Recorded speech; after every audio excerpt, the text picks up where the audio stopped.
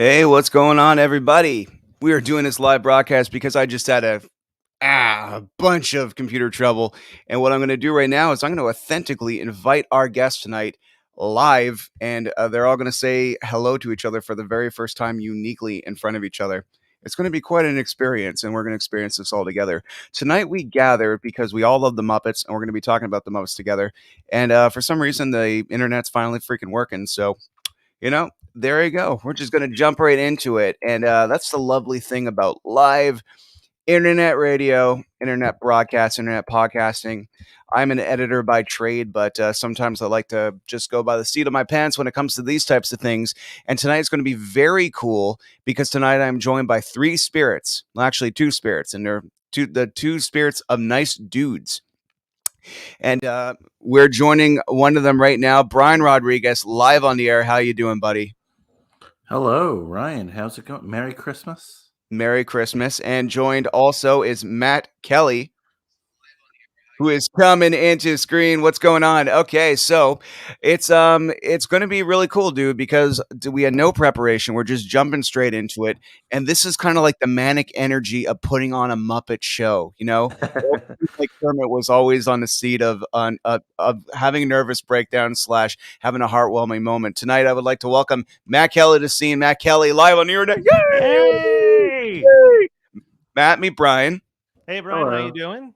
Nice to Brian, meet you. Ryan, and Matt. We got a good rhyme scheme going. We do. In fact, I wore my contacts today, but I also wear glasses as well. And I'm thinking mid-broadcast, I'm going to take out the contacts and conform to the handsome gentlemen that are my guests tonight. Guys, the reason why we are joined tonight all together is to talk about our love of all things Muppets and their effect they have on the Christmas season. Now, long before the films we're going to be talking about tonight, the Muppets were rocking with John Denver. And Matt, I'm going to be asking you about that because I've only seen that special once, but I have a feeling, you being you, I love your podcast. I love Christmas 365. I love horror movie nights. And Brian, High School Slumber Party, my other favorite podcast. It's just all you got. Everyone here loves to know things. And we're all kind of we're all kind of excited to tell people about how we know things. And that's why we're all together right now. So before we jump into the Muppets, I just want to introduce the audience, even though they've heard us talk at length to each other individually. This is the first time we're a threesome, and well, let's just reiterate who the heck we are. They know who I am because of the namesake. But Brian, tell me tell me why you're here, man. What's the name of your podcast? And tell me of your first love of Muppets. Well, I am Brian Rodriguez. I am the host of High School Slumber Party, which is a fun little podcast where we talk high school films. I'm in the middle of a very, very long and intensive Spider-Man study session. Our Marvel High School teen hero, remember that. But yeah, we just have a lot of fun there. Ryan, you've been on a ton. So first Muppet memory. I don't even know. I just grew up with the Muppets. You know what I'm saying? Like, I don't have a first memory, maybe from Muppet Babies on, but it's just, they're like one of my favorite things. I would love to have a Muppet podcast. I'm not Muppet intelligent enough for that, but they're dope. So I'll leave it at that. I like it. They're dope. That's new. That's a new review. Matthew Kelly, you just did a feat that not many humans can do. The Geekscape Network had a live broadcast, I believe. How many hours long was it? 16 hours, 13 hours? It was supposed to be 15. We ended up going about 17 in total. But yeah, we were doing it to raise money for Big Brothers Big Sisters of coastal and northern New Jersey. We kicked it off at 9 a.m. Eastern Standard Time. And then at about 11 p.m., I threw it over to the West Coast side where they did the 15-year anniversary of Geekscape Live, followed by an hour performance of Scott Kloppenstein from Real Big Fish's new band, the Littlest Man Band, just doing a big set to wrap up the evening for a couple hours. So yeah, I think it was about 1:30, 2 a.m. approximately when the feed finally was shut down for the night. But yeah, so to answer your question though, I am the head of content at geekscape.net, home of over 18 podcasts, 5 of which I am directly associated with either as a producer or a on mic talent. And I love all things Muppets. Again, like Brian was saying, like I know I watched Muppet Babies as a kid. I know I watched the reruns of the Muppet Show on Nick Jr. when that would come on as a kid. But I mean, I was like, there's photos of me when I was like 1 with like a Big Bird cake and a, Kermit the Frog stuffed animal that I still have downstairs on my DVD shelf that's traveled with me everywhere. So the Muppets have just always been there. I think last time I was on, I even showed off the framed patent of Jim Henson getting the Muppet patent. So, I mean, I love the Muppets. Brian, I am also trying to figure out I want to do a Muppets podcast. I want to find a way to crack that code. Have me as a guest, please. Please. Well, there you go. my One Hit Thunder co-host Chris Fafalios is very lukewarm towards the Muppets, and he had pitched me on an idea just called Matt Loves the Muppets, where I try to make him watch every episode of the Muppet Show to try to get him to love the Muppets as much as I do. So we'll see if that happens or not. But that's so funny that Chris Fafalios like is lukewarm to the Muppets, because to me, and this is not a derogatory way at all, he seems like a Muppet to me. Like he's just a really nice, joyous dude who, very when he's Muppet-esque. When he's pissed, it's really funny. You know what I mean? And that's a gift. Well, I mean, and yeah, like I think I said this on something before. I can't remember if it was on your show or somewhere else, but like there are a few things that bring me as much legitimate joy as when Kermit loses it.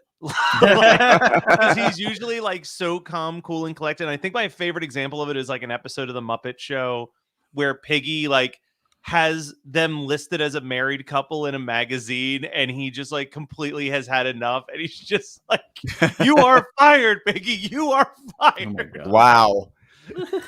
I you know what? I've been rewatching. We're gonna do a deep dive on all 4 of the big like Muppet Christmas specials, and of course I'm going to be asking you guys about some Muppet Babies and some John Denver. But it's really funny, like the inconsistency of Kermit's asexuality or appreciation, how he's hot and heavy for Piggy one minute, some decades he seems to be in love with her, some decades he seems to take my wife please. It's really interesting when you span 40 plus years of Muppet history, like Kermit's interest in Piggy and stuff like that. It comes and goes like the sizzle of bacon. I always took it as the version that we see in things like the Muppet Show, or then like the ABC The Muppets, like that's the real stuff, and that you can't include any of the movies because they're actors playing characters in those movies. So that's a good point. Whoa. My brains. That's true. They're playing themselves. Yeah. It's kind of like Spice World in a sense. Yeah, 100%. They keep breaking the fourth wall, especially in the first Muppet movie. They're in the theater watching the movie, implying that they are watching their own performances. So you can't take the Kermit Piggy love in that movie as the legitimate Kermit Piggy love. Those are just 2 actors cast to do a role. How high was I when I was 9 years old? Like, I don't know. Brian, what say you, man? Like, were you into the movie versions of the Muppets playing themselves, or were you into like the TV show version of, the behind the scenes look of the Muppets putting on a show? All of the above. And I just have to second that take. If you watch the Muppets Take Manhattan, right? Like it's a movie about a play that's a movie, right? Yeah. The ending scene is us watching the final moment of the movie and the play at the same time. So it's very clear to me that theoretically, if we're going to craft a Muppet world, these are Muppets playing versions of themselves on screen. So continuity can change based on where they are, right? And, we'll talk about that today in some of the Muppet Christmas stuff, right? Like, so in the Muppet Christmas Carol, I can't be like, oh, well, he said this about Piggy here, so that's continuity, right? Yeah.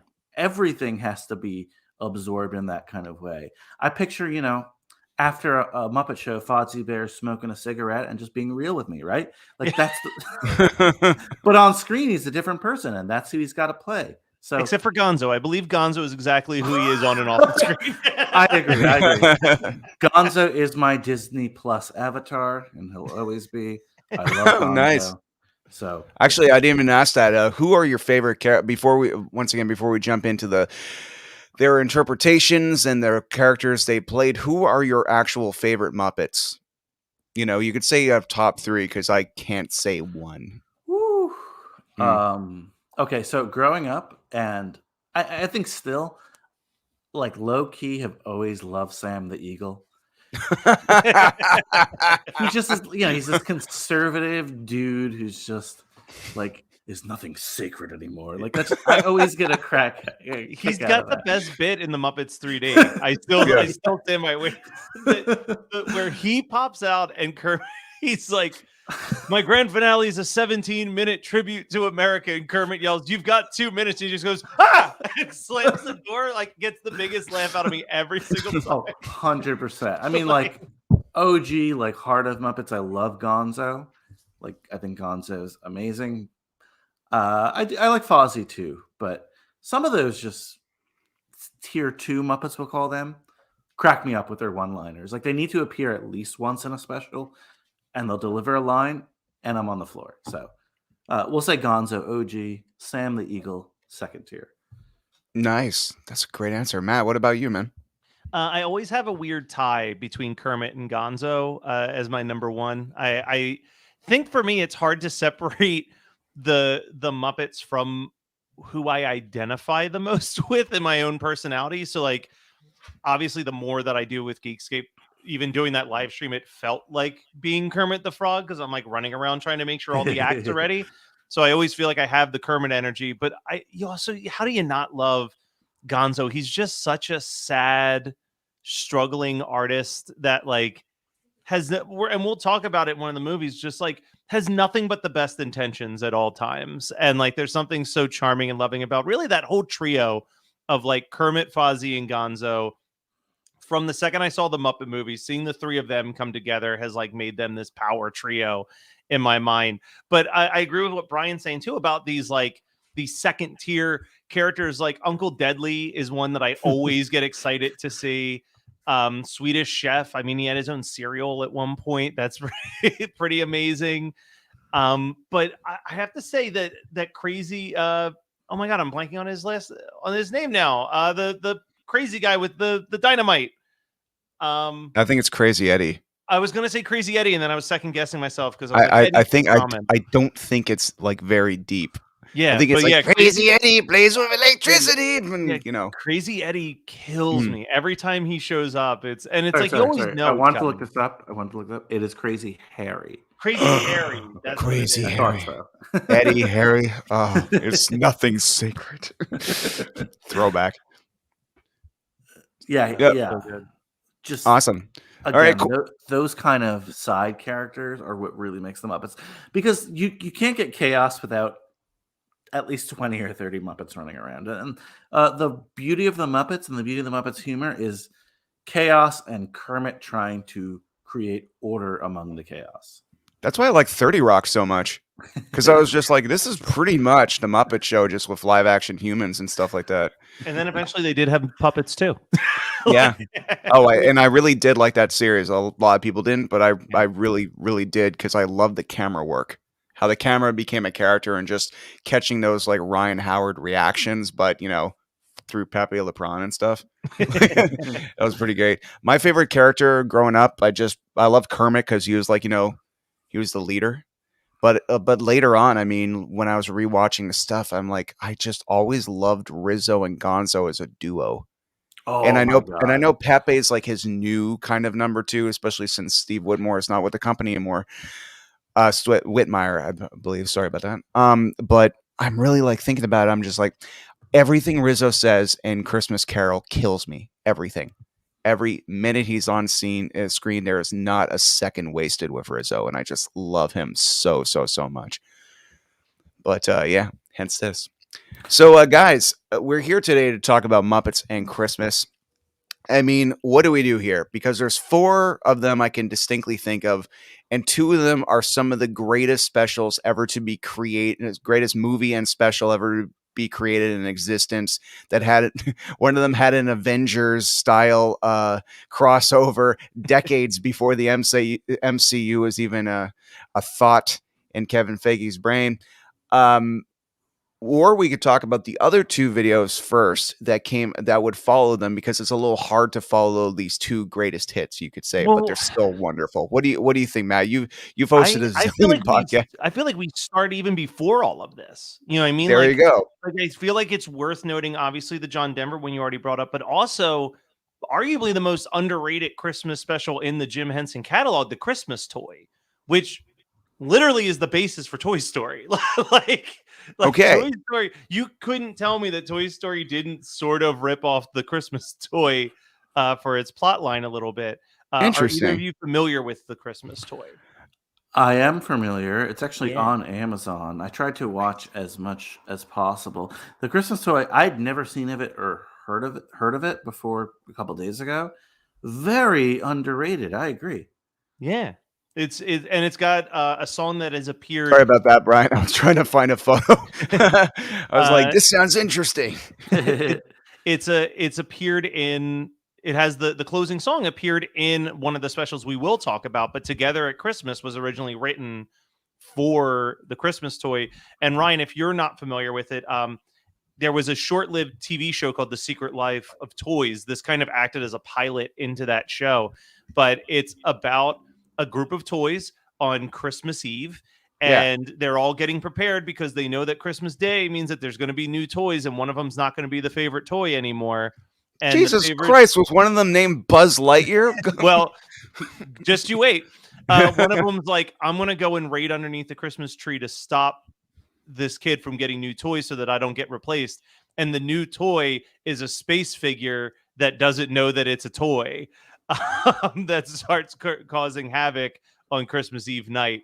It's really sweet. It's really nice. If you can find, it's really hard to find because copyrights, but it used to open with Kermit dressed as Santa Claus, narrating the beginning and ending of the story. I'm pretty sure that is like, you'll have to find a YouTube video where someone got the original broadcast, because it quickly turned into like, well, these are owned by Disney. Kermit's owned by Disney, and these are owned by whoever gives a shit about the Secret Life of Toys still.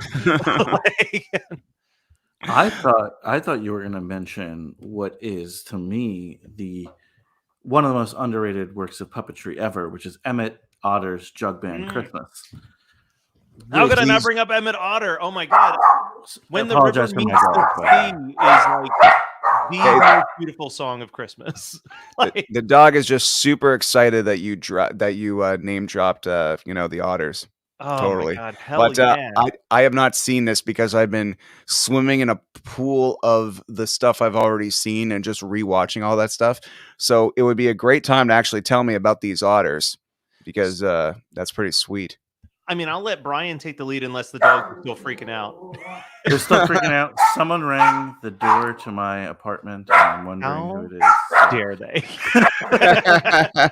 Do you mind if I answer it and see who it is, and then I will ask? Yeah, there you go. I'll talk John Denver. I'll talk John Denver, and you. Let's do it, John Denver. Okay, so yeah, John Denver Christmas special. This is, I want to say it's like a year or two in to the Muppet show. I want to say this is 1979, let's say, if we're going to throw a date out there. Gotcha. And John Denver just did his Muppet Show appearance. Him and Jim immediately hit it off.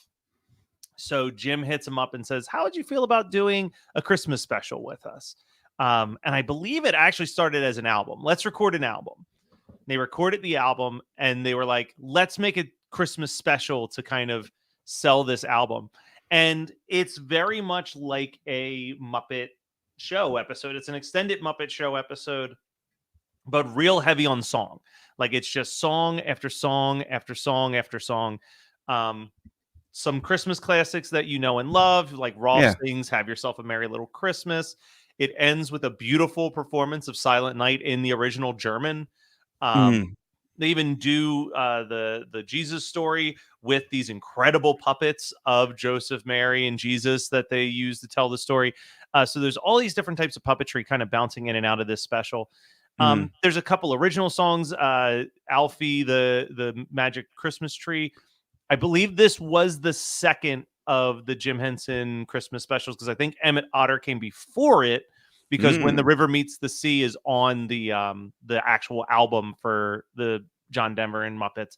I don't have anything in front of me, but I would bet $1 million that song was written specifically for Emmett Otter. But it has what is one of the most heartbreaking and beautiful Kermit moments for me, because it's one of those moments where you feel like Jim Henson is speaking his true feelings through his puppet at that moment. And if you know anything about the Muppets and how they were shot, almost everything they did was shot in England for the Muppets, at least during the 70s and early 80s. So Jim Henson was in Europe for months out of the year. Meanwhile, his family lived in Maryland. Yeah. So there's this scene where John Denver sees Kermit, and they have a couple like wordplay jokes here and there. But then John Denver is like, no, seriously though, Kermit, why do you seem so sad? And he's like, well, we're out here doing this special with you, which is great. Like, don't get me wrong. I really appreciate you having us here, but it sucks to have all these great holidays and you're just so far away from all your friends and family and loved ones. And, all my friends back home never get to see me at the holidays. And it's like this really like beautiful speech where you're like, I think Jim Henson's dropping some real shit that Jim Henson is feeling through Kermit's Absolutely. mouth. And it ends with this beautiful line where he says, that's the beautiful thing about the holidays, is that everybody's kind of like family. And I think that becomes pretty much the message of every Jim Henson / Muppet Christmas special from that point on, is at the holidays, we're all family. I love that. I love that sentiment. So absolutely. And that sentiment would echo through all the other films we're going to be talking about, actually. Yeah. All right, Brian, let's talk Emmett Otter. Yeah. I can't believe I forgot Emmett Otter. Well, just Otter. Dogs barking because it is Christmas time. People still delivering packages, and mailman rang the bell. So apologies for that. They also deliver letters to Santa, and that's going to be one of the movies we're going to be talking about later. Segue.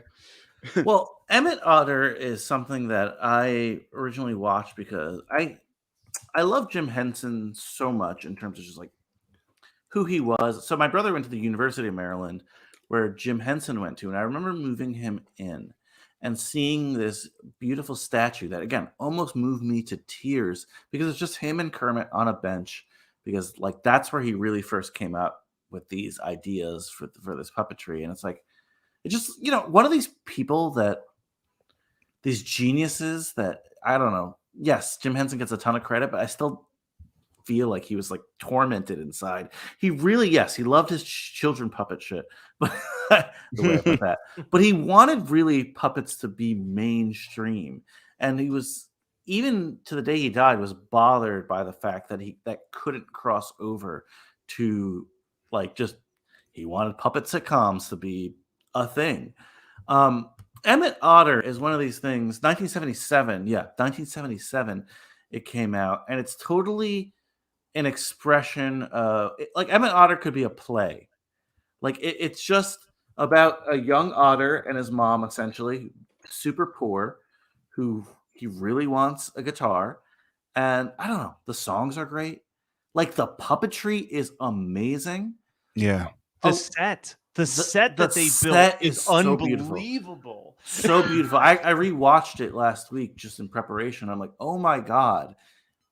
The attention to detail is just so amazing. It's on, at least here in the US, it's on Amazon Prime. So if you have it, please watch it. Just again, if you love puppetry and you love just Jim Henson, this is all about love here. Kermit like opens it up, and I think he closes it, but it's a completely like a unique story about, again, this otter family. And they're, for a lot of it, they're on the water, and they're literally like on water and stuff. But again, I can't. It's like a little bit of Gift of Magi. It's basically like a new take on the Gift of the Magi, but like so much deeper than that. Yeah. At the same time, it's the first thing that Paul Williams wrote the music for with the Muppets. I'm pretty sure is he went Shut Emmett the Otter front door. into Muppet movie.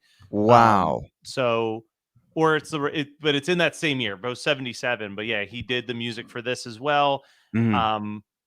And something about the set, Brian, I'm not sure if you knew this. I learned this recently when reading the Jim Henson biography that came out a couple years ago, that they had a lighting rig set up in the studio so that it would change lighting naturally every couple hours so that they could create the effect of like sunrise, sunset throughout the entire studio while they were working in the swamp, to like make it feel like a natural time change instead of it just being like, all right, it's bright lights, now let's like turn off the lights, but actually like a set timer to like dim and lower and raise Wow. the lights to make it feel as authentic to like a swampy bayou as possible. That's amazing. And you could tell, like, the attention to detail in this is sensational. Yeah, I love celebrities in the Muppet Show, and I love that kind of thing. But some of the, I'll say it, like some of the worst Muppet stuff that's come through has been too dependent on celebrities at times, I feel. Mm. Emmett Otter is exactly the opposite. It's just like this beautiful, unique story about Christmas that is not dependent on anything else but the story and the way it looks and this set and the scene. That this is like it's like the true purity of puppetry. I'll leave it at that. That sounds so pretentious, but it's true. Just watch it, people. And I kind of agree with what you're saying about the celebrity stuff, but I will reserve my opinions for when we get to the movie that, despite my love for it, I feel like also changed the Muppets in a way that really kind of made the Muppets struggle for about 2 decades afterwards. Gotcha. But that's the thing. All opinions are valid in it. It's amazing that one thing that could kind of turn somebody off is the only reason why someone else likes something, and that happens a lot with Star Trek with me. Like everybody's like, like the Trekkies I know are like, oh, that JJ one, and I'm just like, yeah, that JJ one, because I'm a Star Wars guy, and it's the only one I like, and so I heard sometimes it's just necessary, because are we all talking about the Muppets? Mission accomplished. I heard someone once say, and I've always thought this ever since, the worst thing you've ever seen is still probably somebody's favorite something. Which is like, it's like it turned into this thing that I just always thought about from that point on. I'm like, you know what? There's a lot of truth in that, isn't there? 100%. Big time.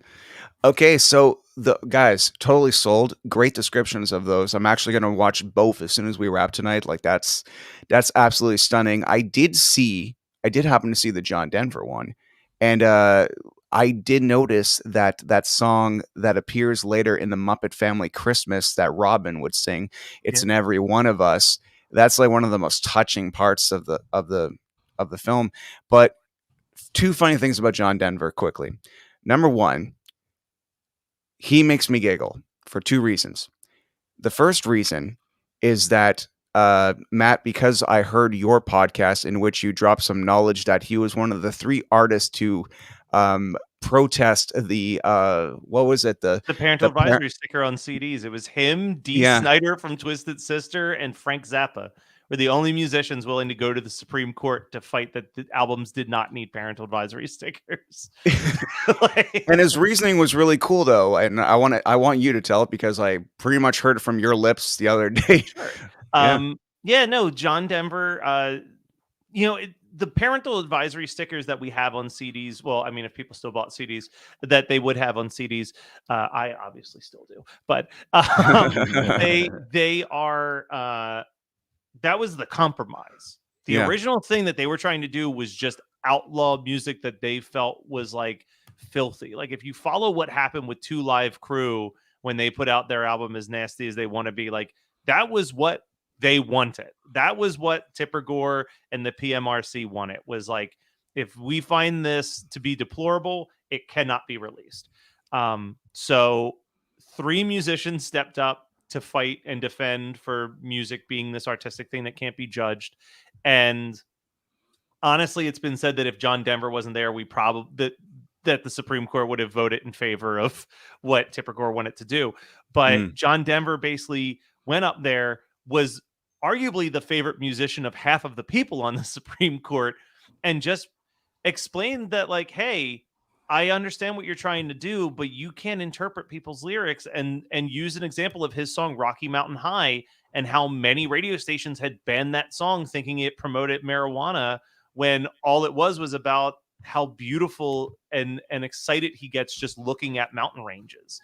And was like, so if I can't even trust a radio DJ to understand what my lyrics are, how can I trust you guys to understand anybody's lyrics for what their true Absolutely. intentions are? And that was apparently like the like, tell them I sent you, like jab into the side of that whole thing. And then, you know, I love the fun fact that Frank Zappa's albums from that point on got parental advisory stickers on them, even though they were all instrumental albums. Just as like how dare you step up to us type attitude afterwards, because, you know, just because you're in government can't mean you don't get petty. Yeah, I loved hearing that. That was so cool. So another thing about John Denver, though, like, you know, makes me giggle because I'm like, this guy is way more badass than you know, they're willing to tell us. But also, he kind of reminded me of Will Ferrell when he was dressed as Janet Reno on Saturday Night Live, just much friendlier. Yeah.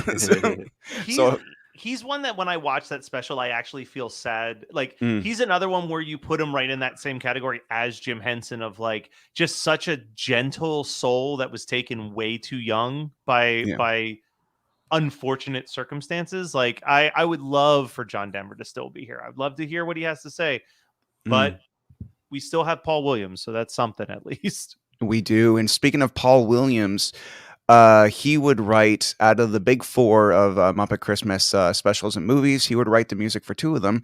And but before that, it's really interesting, and I guess we'll just go into one of the biggest ones now because we're kind of going chronologically. It's interesting how all those years of the Muppet Show, and I looked it up, there was no Christmas special, but Jim Henson's almost his swan song with the Muppets was one of the most beautiful, touching, incredible crossover event of the Jim Henson universe, the Muppet Family Christmas, which has been riddled with legal problems of being able to be properly distributed based on characters, music, and other reasons.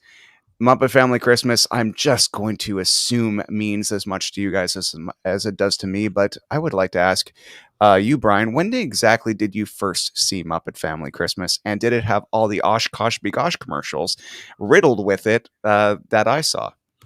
It did not, but this is one of those that I don't remember the first time because this is one I grew up with. Regular rotation in my Christmas household, more than Christmas Carol, believe it or not. Like, this is when I thought Muppets Christmas, this was the movie. I loved the crossover nature of it. And as someone who's into Marvel films these days, you're absolutely right. Watching it this week or last week, it was incredible to see that. And I could imagine the mind-blowing nature if you were fortunate enough to watch this when it debuted on TV. Like, oh my God, Sesame Street is going to cross over with Fraggle Rock and the Muppets. It's like so cool, so good. I know, as you mentioned, the legal things, there's a lot of versions of this out there. I have never seen one, I think, that's the same as another one.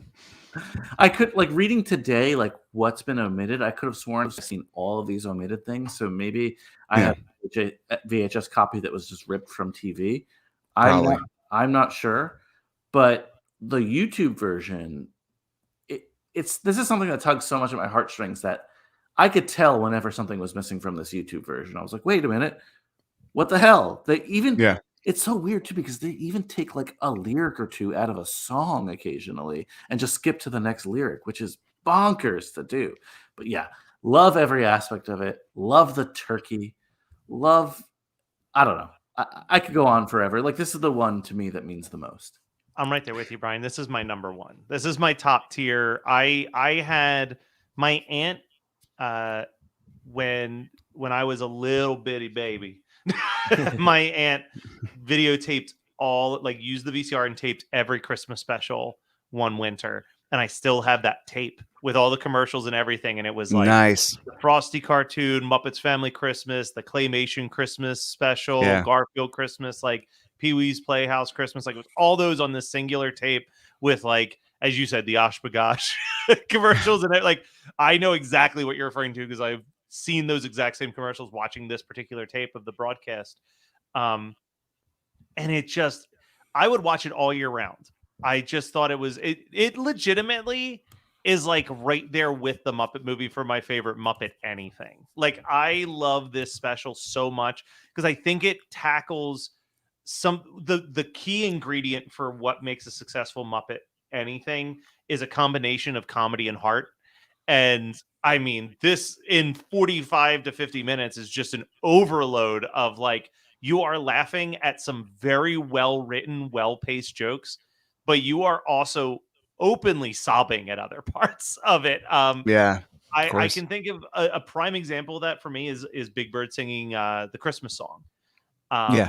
Something about that scene, the innocence of Big Bird, the tenderness of him, like just checking in on the Swedish chef because he knows that his family's in Europe, like is such a sweet, beautiful moment. But then you cut it with that comedy when it turns into a duet and you've got the Swedish chef doing like,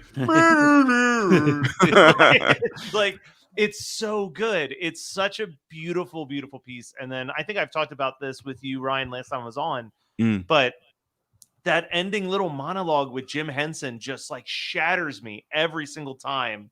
You know, when he's just washing the dishes and he's talking to Sprocket and he just says like, they look happy. I like it when they're happy. Like, oh God, just like to think that this is so close to when we no longer have Jim. It just felt like the perfect encapsulation of like him and the Muppets. And once you try as they might, they've gotten real close a lot of times and a lot of people have stepped up. But like, man, when Jim Henson was gone, the heart of the Muppets really, really was missing for years. And they had good movies. Don't get me wrong. We're going to talk about another truly great Christmas movie with them, but it's just not the same. Nostalgic cousin Eddie is saying, it's cold enough outside to freeze a Winnebago. Ah! We have to talk about, if we talk about any scene in this, though, we have to talk about. Oh, we're going to be talking about a lot of scenes. Doc meeting Bert and Ernie is like some of the most brilliant dialogue writing in any Muppet anything for me. Like, I love it. It's like, wait, it's like, where's it come from? It's like, it's like, you got to go upstairs and build some bunk beds. And then he's walking by. It's like, oh, hey, what's your name? Oh, I'm Doc. Doc, that starts with the letter D. True. And true starts with the letter T. What is this? Where we come from, this is small talk. It's like such a good line. I know, but that's also Doc warming up. That's actually one of the first scenes where Doc starts to chill. It's because of Bert and Ernie, really. Yeah, I also love Sam the Eagle's reaction to the Christmas pageant performance. Yeah, that's Brian's favorite line. Is nothing. I love when we talk about this like crossover nature of things when Rizzo and Oscar meet. And he's like, I never had a rat in my trash can. Sounds kind of nice, you know? Because they're two parts of the same world that have never really connected just because of, you know, where they were. So I don't know. I love the little minutia of this movie of characters I could imagine as a kid you never thinking would meet and just meeting here. It's so cool. So cool. Side note, I've done just like stupid independent research on like the origins of Muppets, and obviously looking back now, Fozzie Bear is supposed to be or mimic one of those like Jewish Catskill comedians. Okay. That's like basically his shtick is based on the Borscht Belt up in my state of New York of the Catskills, and just that kind of humor that came out of there. So many comedians came out of there, and then I've talked to some Jewish friends of mine who always assumed Fozzie was Jewish, who have been very confused by the fact that him and his mom are hosting Christmas here. It doesn't matter in the long run, but just wanted to throw that out there. I mean, listen, we also get the Fraggle Rock tradition of just giving someone a rock every year, which like, I mean, hey man, I just quit my job to do freelance work. I'm all about just giving people some rocks.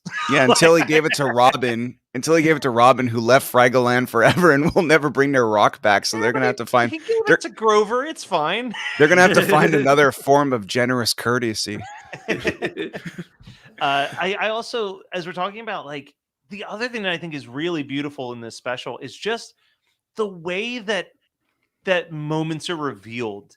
Like, it's just, they have like the perfect music swells as they cut to these things, and like ones that jump to my mind are like revealing the Sesame Gang coming in caroling, with that moment where like Big Bird just kind of comes around the corner and then like the music swells up at that moment. But they're Or coming even- under. They're coming under first. Big Bird is Yeah. like the big fucking Ant-Man reveal, Yeah. Giant Man reveal. Like, holy shit! Yeah, there he is. Yeah, And then yeah. I mean, even like Doc riding in with Miss Piggy at the end, it's like the music cue on that is just perfect. Like, it is a perfect Christmas special. And like, It is. this is like one of those things that like my true joy every December is finding someone who hasn't seen it yet and introducing it into their life, because very rarely are they not immediately just in love with it. And it moves, guys. I watched this again this morning. Watch it every year, of course. And something that I took away from it, I'm just like, a lot freaking happens in an hour. Like, so much happens in an hour. It seems like it's an entire television series worth of events, but nothing feels rushed.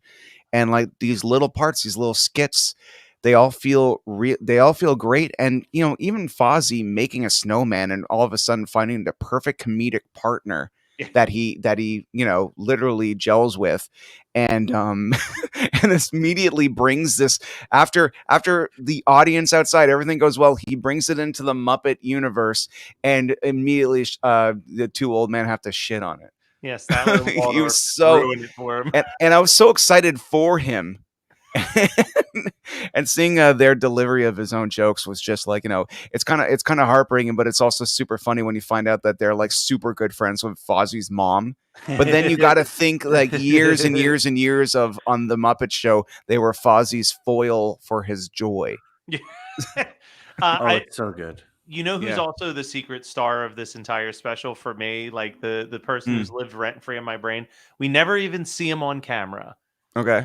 But the photography for Miss Piggy's photo shoot in the background, just be like, all right, do the little pouty thing.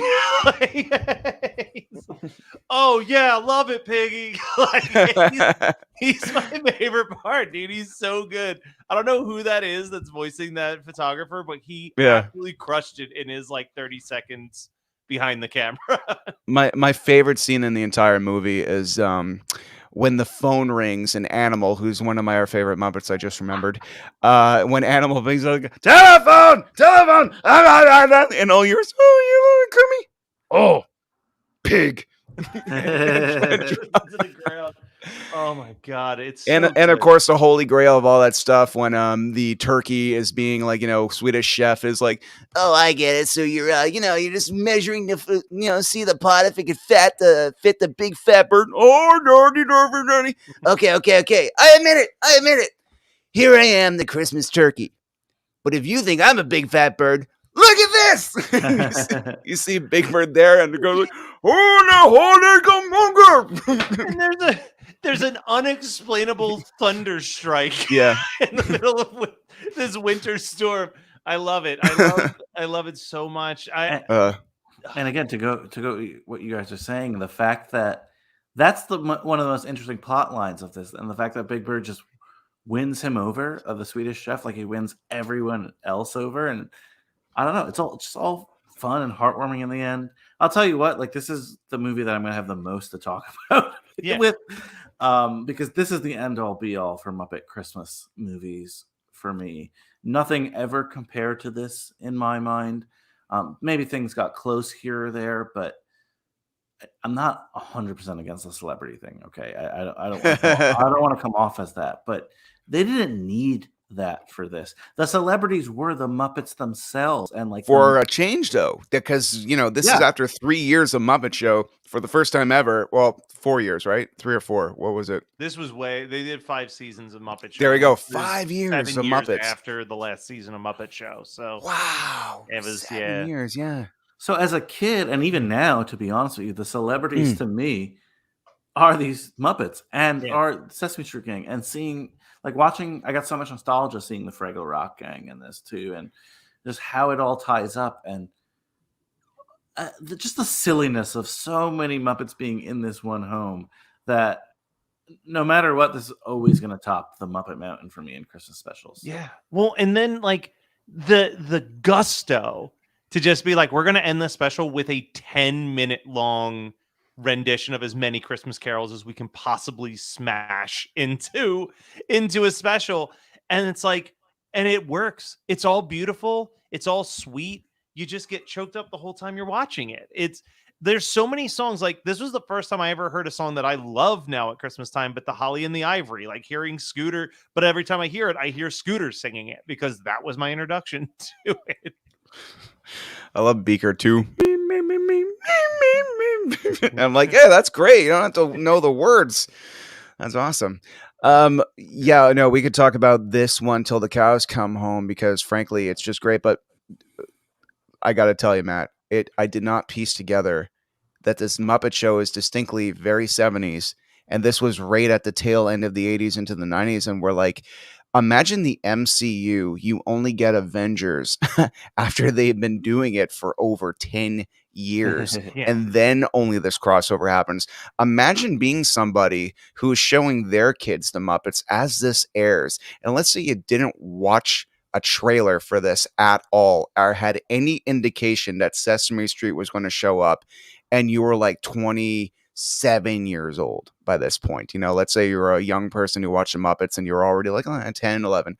Let's say you're like 17 years old and you see Big Bird show up out of nowhere. I can't imagine the feeling. I will never know this feeling of not knowing that they're coming. And it's similar to I'm told that in Terminator 2, nobody knew Arnold was the hero until you were in the theater. Is that for real? Oh my God. Yeah. That's awesome. Imagine that secrecy. And it's easy to keep secrets back in the day because now the internet is just jamming Spider-Man spoilers down my face every 5 minutes. But back in the day, I had to go pay to see a Final Fantasy movie to watch a Spider-Man trailer. That is a true story. Yeah. Well, that was like, I mean, I always talk about, in the 90s, like I didn't know a movie was coming out until I saw the trailer when I went to the movie theater.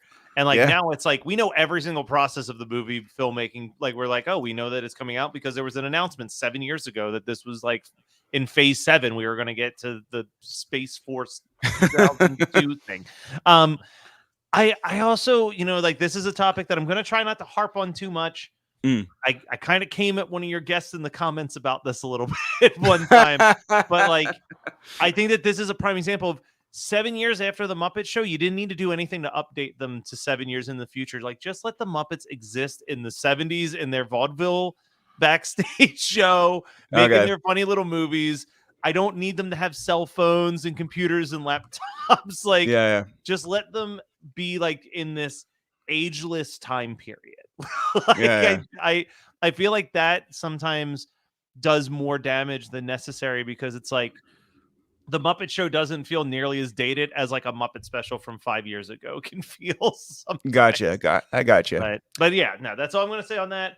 All right. But do we have more to say about Muppet Family Christmas? Because again, I could keep going, but I'm in an hour and we're on the first. Muppet Family Christmas is pretty much in my DNA at this point. Like, if people were to look into a stethoscope at pieces of my blood and see the particles, they'd literally see Swedish Chef throwing a pan again and again and again.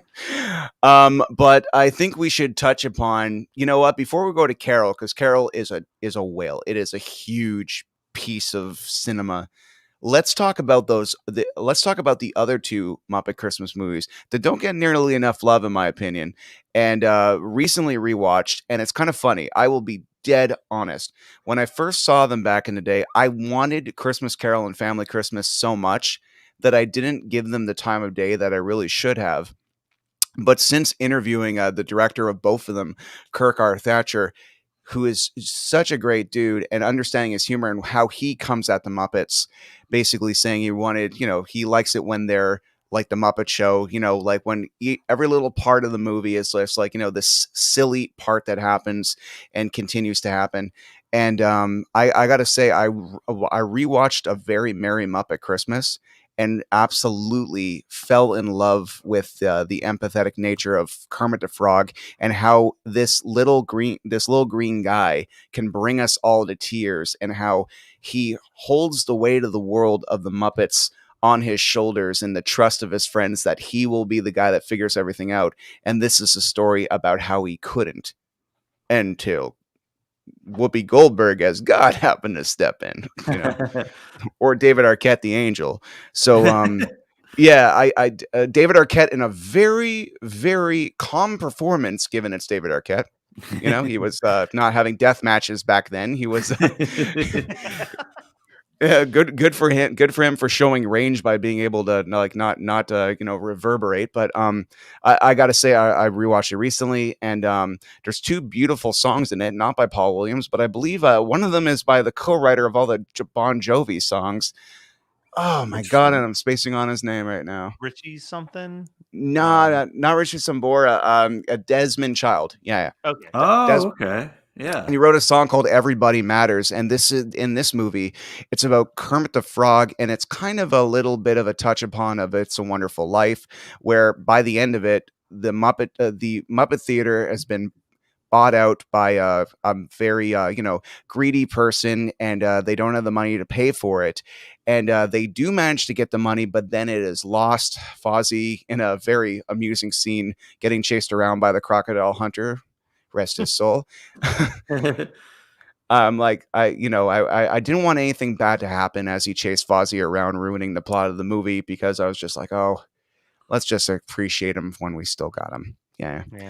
Anyway, so was really interesting to me to watch this flick and just be very, very moved by it. And to see the solution to see a solution happen where, when I'm a kid, I just believe everything I see. And I'm a 38-year-old man, and I was yelling at the screen. Every time they messed with Kermit and were pushing him towards the edge, I would get angry. And then seeing Kermit kind of just losing and just say, oh, damn it, I wish I was never born. And, kind of showing what would happen to the Muppet Show. But this one was produced by NBC Universal. And this one kind of has an edge that Disney Muppets don't have. Because in this reality where Kermit never existed, Scooter's like a go-go dancer in a cage. You know what I mean? It's not usually the typical stuff you would see. And I gotta say, back in the day, I was just kind of like, it wasn't on the cinematic quality of, let's say, budget and tone of Christmas Carol, and I was kind of just wanting more of that. But now I appreciate of kind of like, let's just say they kept doing the Muppet Show, and it happens to be the early 2000s, and it's the same theater, and they're still at it, but now they're in a very bad position, and hence why Kermit is so devastated that he is letting his friends down after all these years, and not just, hey, we've known each other for 5 minutes, but I screwed up, Anyway, what are your opinions about A Very Merry Muppet Christmas, gentlemen? Because I'm assuming it's full of celebrities, so I'm assuming that Brian right now is gonna, light on fire. No, I don't hate celebrities, and I don't hate it. But again, I watched it this week. I don't know, kind of forgettable for me. I agree with all the Kermit stuff, 100%. Just definitely not in my top 2 or 3. It kind of was just there for me, as a lot of later Muppet properties are, unfortunately for me. Yeah. And I forgot that this was one of the ones we were discussing. So I watched Letters to Santa, did not watch this one, but now you're making me want to watch it, because I'll tell you one thing that means Christmas more to me than the Muppets is It's a Wonderful Life. So if you're going to throw the Muppets into It's a Wonderful Life, that's a perfect recipe for me. So I'll go ahead and there we go. Maybe that'll be my watch after we end the live stream, is I'll watch and text you son of a bitch, you made me cry right before bed. Well, you might, Matt. Your empathy is your superpower, and I have a feeling you're going to be using it. Yeah. Did you watch the Christmas 365 part of the live stream where we all started crying at a Christmas commercial together? No, but we did a tribute to. We could still watch it though, right? Yeah. No, that segment unfortunately got pulled down for copyrights. Crap! But we watched our favorite Christmas commercials, and Dylan had us watch back to back the 2 Apple commercials that came out in the last few years. The one with Frankenstein, where he sings "Have Yourself a Merry Little Christmas," or "There's No Place Like Home for the Holidays," and then it was followed immediately by like an iPad commercial where they go through their grandfather's attic to find all the videos and photos of their dead grandmother to make him a special gift to remember her by. So we like project this commercial, and it cuts back, and it's literally just 3 men in their late 30s openly weeping. That's good internet, man. Oh, dude, I was like, this is insane. I can't. In fact, our guests thought we were making fun of them. We're like, no. We're not making fun of you for crying. These are real human tears coming out of our faces. Hey, man, being able to be moved to tears by anything is it's a greater power than people are willing to let on. Especially like, I'll take it. It's a superpower. That's fine. It is. It completely is. And Kirk, the director of A Merry Merry Muppet Christmas, which I'm holding right here, he was telling me a funny story that when Jim Henson was on The Late Show with Johnny Carson, every time he'd talk and Kermit would talk, all of a sudden, like, the microphone, it wasn't loud enough. And they're like, oh, I guess Jim Henson doesn't project his voice when he's Kermit. And then they said to him, like, can you speak a little louder when you're Kermit? We're not picking you up. And then when they go back on the air, someone was paying attention, and they said every time Kermit, the illusion is so strong that every time Kermit would talk, the boom operator would aim the microphone at Kermit instead of keeping on Jim Henson. God, wow. And I heard him tell that story on your episode, and I have probably told people that story like 20 times. I think that is like the power of the Muppet story I've ever heard in my entire life. But that is the magic of those. Like, I love that when you watch any interview where anybody's got the Muppets on their show, like they are looking at the puppet. Like they are talking to the puppet, and the puppeteer like no longer exists, even though he's right there. And like I feel like one of the only other people who, like, you could do a whole separate episode about the greatness of this man too, but I think Mr. Rogers is one of the only other puppeteers that I can think of that had that same type of like flair for being able to show up with a puppet, like with a Daniel Tiger puppet, and all of a sudden Mr. Rogers doesn't exist to those kids. They're just talking to Daniel. There's just such an art to good puppetry, and Brian, you said it so well. Like, Jim Henson just so badly wanted to make this the art form it deserved to be looked at as, and I think I wish he could be here to see stuff like an Avenue Q, like the idea that you could just do an entire Broadway show of puppets is like something that I think he would have absolutely adored 100%. Seeing happen. That's so cool. It's come so far too. And, we're talking like the Mount Rushmore of, the Muppet universe, but of course, just with when you combine talent, voice, directing skills, all of it, you look at Frank Oz, you look at Kermit, and sometimes like when you see the making of and stuff like that, the Muppets are all natural, hilarious improvisers. Yep. And it's really interesting when you see someone, you could tell something's a script and you got to keep it, PG, which is like the modern day take of Muppets. But man, back in the day, the Muppets would put in all these innuendos that were so hilarious, and on the nose that a grown ass man I'm watching. And I'm kind of like, in A Very Merry Muppet Christmas, they're putting on a show, and at one point they're kind of doing a parody of Moulin Rouge. And it's like, I think they've acknowledged at that point that 7-year-olds may watch this, but you're kind of entertaining the 20-year-olds that grew up with it previously. So God, I can't remember what it's called. There's something on Disney Plus. I keep wanting to say Muppets Now, but it's not Muppets Now because that was pretty rough.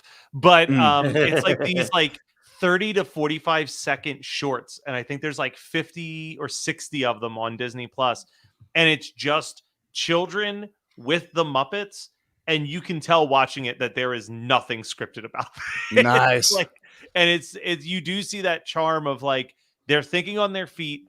They're also having to be appropriate because they're talking to a child, but like it brings back the nostalgia of like the infamous Sesame Street clip of like the little girl who keeps saying Cookie Monster while trying to do the ABCs with Kermit, and like Kermit's continued frustration about Cookie Monster in the alphabet.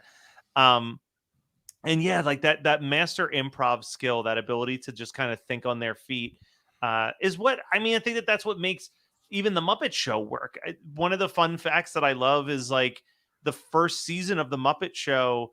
If you watch the Swedish Chef's sketches specifically, you can actually hear the laughter of the puppeteers cutting through the canned laughter, because it was, Jim Henson's doing the head, but Frank Oz is doing the hands. So like every time that they hit record, no one knew exactly how the sketch was going to play out. So you have the entire crew laughing, and you can hear their laughter over top of the canned laughter that they've put over top of it. Oh, that's great. Yeah. That's the stuff that makes it so brilliant. Brian, we already touched upon this, but I just remembered something from the John Denver one. Have you seen the John Denver one? I have. I couldn't track it down now. I have a while ago. Cool. I think YouTube is your only home for finding John Denver and the Muppets. Okay. Yeah, YouTube even has a Very Merry Muppet Christmas. It's amazing. It's just like there's some people in charge that don't care anymore. Yeah, they're called Disney. Yeah. I was just going to mention, though, that like what I think it's one of the original pilots for the Muppet Show is the Muppets Sex and Violence. Yes. Which is amazing. Yeah. What the hell? Amazing title. Yeah. Look it up. It's a real thing. Like it's a real thing. They're going to bring an end to sex and violence. Have you ever seen the Muppet Show pitch? No. Look up the Muppet Show pitch video. It's Jim Henson puppeteering a pitchman puppet, and he's just going on this rant about how he's like, it's not going to make a lot of sense to you old folks in here, but it's going to make you a lot of money, and then we're all going to get big egos and we're going to hate each other, but we won't care because we're going to be rich. So buy the Muppet Show. Oh, I've never seen that. That's awesome. I gotta check that out. I just wanted to bring up the John Denver one more time because I always feel for Fozzie. Actually, like every time Fozzie's a good person, and bad things happen to him, but Fozzie's a very good person. And during the 12 Days of Christmas song, Fozzie keeps forgetting his line, but then at the end of it, he finally gets it right, and he looks so pleased with himself. And Matt, I just needed to bring that up because it made me emotional, and I'm like, oh, Matt Kelly would appreciate that. It's such a good bit. I think my favorite one is that it's just a lull in the song where his part is, and he's looking around and he just goes, "What?" And then it just goes to the next line of the song. But and bring up Fozzie Bear and my love of him and how he always tries is that the Muppets almost succeed, and then Fozzie kind of screws it up, and Kermit is still so good of a person. He doesn't, chew Fozzie out and like try to, strangle him or anything like that. And it just Fozzie loves his friend, and he just tries his best, and it just doesn't work out sometimes. So I would recommend, I mean, like not to talk down on it, but I got this at Walmart for, in the under $10 bin. Nice. And it's a fine film. It really deserves its place in the sun. I mean, when you put it in this category, come on, Muppet Family Christmas is one of the greatest hours ever created. I think we all agree on that. And then Muppet Christmas Carol is just, I think I like it the most out of all three of us, but it's still astoundingly well done from a technical sense, like astoundingly.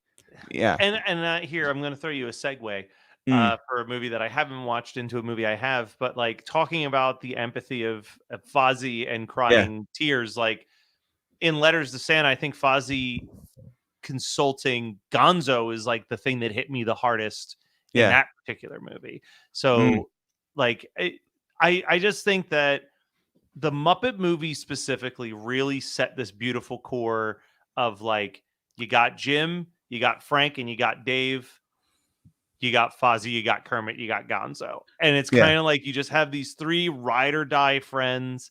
Um, Two of them are still here. One of them's still doing Gonzo, I think. But like, it's pretty awesome that they are still just they're doing their best. Like those are you always see them willing to let each other slide more. That I feel like Kermit very rarely is yelling at Fozzie or Gonzo in any situation like he will Yeah. with a lot of the other Muppets. You can feel the tightness of those three. Absolutely. And Muppets Letters to Santa, it's funny that Disney just finally dropped it right now. But after the success of Muppets Haunted Mansion, it's almost kind of like the sister episode to it in a sense, where it's like, here's another Gonzo adventure, Yeah. a modern Gonzo adventure, under an hour long, a pretty tight ride. And, Yeah. both directed by Kirk R. Thatcher. I swear to God, Kirk is one of the nicest dudes in the world. I was asking him questions about Muppets Letters to Santa today. I'm going to paraphrase some of his answers, but I asked him, I'm like, what was it like to work with Paul Williams? Because Paul Williams, of course, wrote all the beautiful songs in a Muppet movie. The other one as well, but he also wrote in Muppet Christmas Carol, which is still some of the most stunning Christmas music I've ever heard in my life. And here he is returning into Muppets Letters to Santa and actually plays a character in it. He plays the elf. And he says, yeah, Paul was a great idea. Actually, Paul came up with the story for this one, for Muppets Letters to Santa. So that's another part of all those years with the Muppets, Paul actually coming up with a story for something. That's actually really cool. Brian, did you see Muppets Letters to Santa? Yeah, honestly, one of the better efforts in the more modern day. Hmm. I I really enjoyed it. It's something again. I don't know. So I have a weird like I love Kermit. I love Kermit to death. I had Gotcha. Rainbow Connection, one of my favorite songs. Yep. But there's something about uh Gonzo, right? Like so my wife kicked me out of the living room as she just came home from her nursing job, and I ran to my bedroom and then I found my Gonzo. So it worked out. It worked out for us. I feel like Gonzo is more of the modern Muppet in a sense, like where Weirdo was bad in the 70s, you know what I mean? People were like, "Oh, get these weirdos off the subway and whatever." Like now we embrace the weirdo culture a lot more. So whenever something features Gonzo a lot, I feel like again today it translates a lot more than it did back then. So that's I guess that's where I land on that film. I agree with you that like in the grand scheme of the Muppets, and I guess I'll play my card that I was hinting at a little bit earlier. I think Yeah. that the Muppet Christmas Carol is a great movie. I love that movie. But I think it set this really bad standard for the Muppet movies to follow it for a little bit, where previously the Muppet films were about the Muppets. And yeah, you had all these celebrities peppered in, but it was like they came in, they did their 30, 40-second bit, and Mm. then they were out of there. You know what I mean? Like the Muppets were the star of the show. Muppets Christmas Carol introduced this idea of like, well, what if we had one big name human actor starring in the Mm. movie and all of the Muppets service that guy?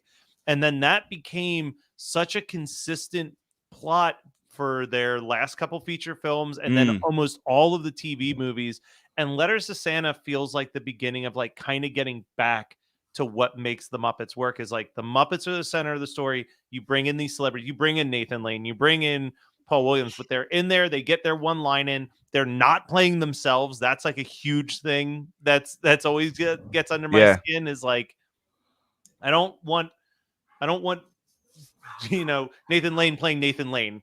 Like Steve Martin kills it in the Muppet movie in about 30 seconds and four lines of dialogue. He shows up, is a snooty waiter, and then is out of the movie, and it's perfect. Like he didn't Gotcha. need to come out and do a tap dance thing with an arrow through his head and play the banjo and take away from the Muppets. He's just there to be the foil. Um, so like Letters to Santa really starts to get that right. And that's why I think like the Jason Segel movie gave me so much hope because I was like, this is how the Muppet movie should be. Even though like there are a lot of like actors in there that are like focal points, it's still the Muppets story with all of these other characters popping in. And I remember watching that movie and I'm like, they saved the theater. This is perfect. Let's just get into Muppet Show season 6. Let's get the Muppets back where they belong. Let's get this moving.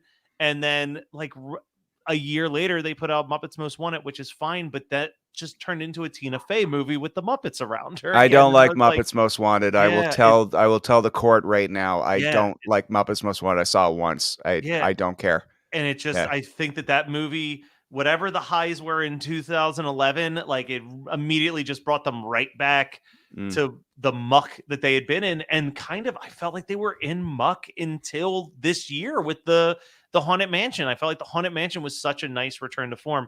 But to long-winded way of getting to what Brian's saying is like this of the like post Christmas Carol to Haunted Mansion range, this is one of the better films in that very long dark period of Muppet movies. Okay, I've totally seen that. And you know what? But when I first saw it, I was kind of like, hey, what's going on? When I first saw it, I was just like, it's still not Muppet Christmas Carol. Like, it's not making me feel that way. And now rewatching it, I'm just like, you know, it's really funny when you just don't give a fuck anymore. And you're just like, something's been out 10, 20 years. I'm like, I'll watch it. Cool. I'm like, I'm not waiting for this to make my day. I'm just, you know, looking for something else. And when I saw it, I was just like, you know what? That was a fucking banging 45 minutes. That was like a really smooth ride.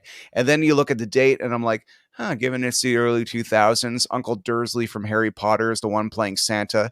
And then I'm like, hey, wait a second. All these Muppet Christmas anything. This is the only Santa they've ever had besides Doc dressing up as him in Muppet Family Christmas. That's it. That wasn't the real Santa? No. Ruined it for me. I always believed it was the real Santa, Brian. I think that they should have had Doc in a seat somewhere in the corner. Just walk in. Yeah. Start handing Jim Henson a glass. Like Jim Henson's just like, and it's just like, here it is.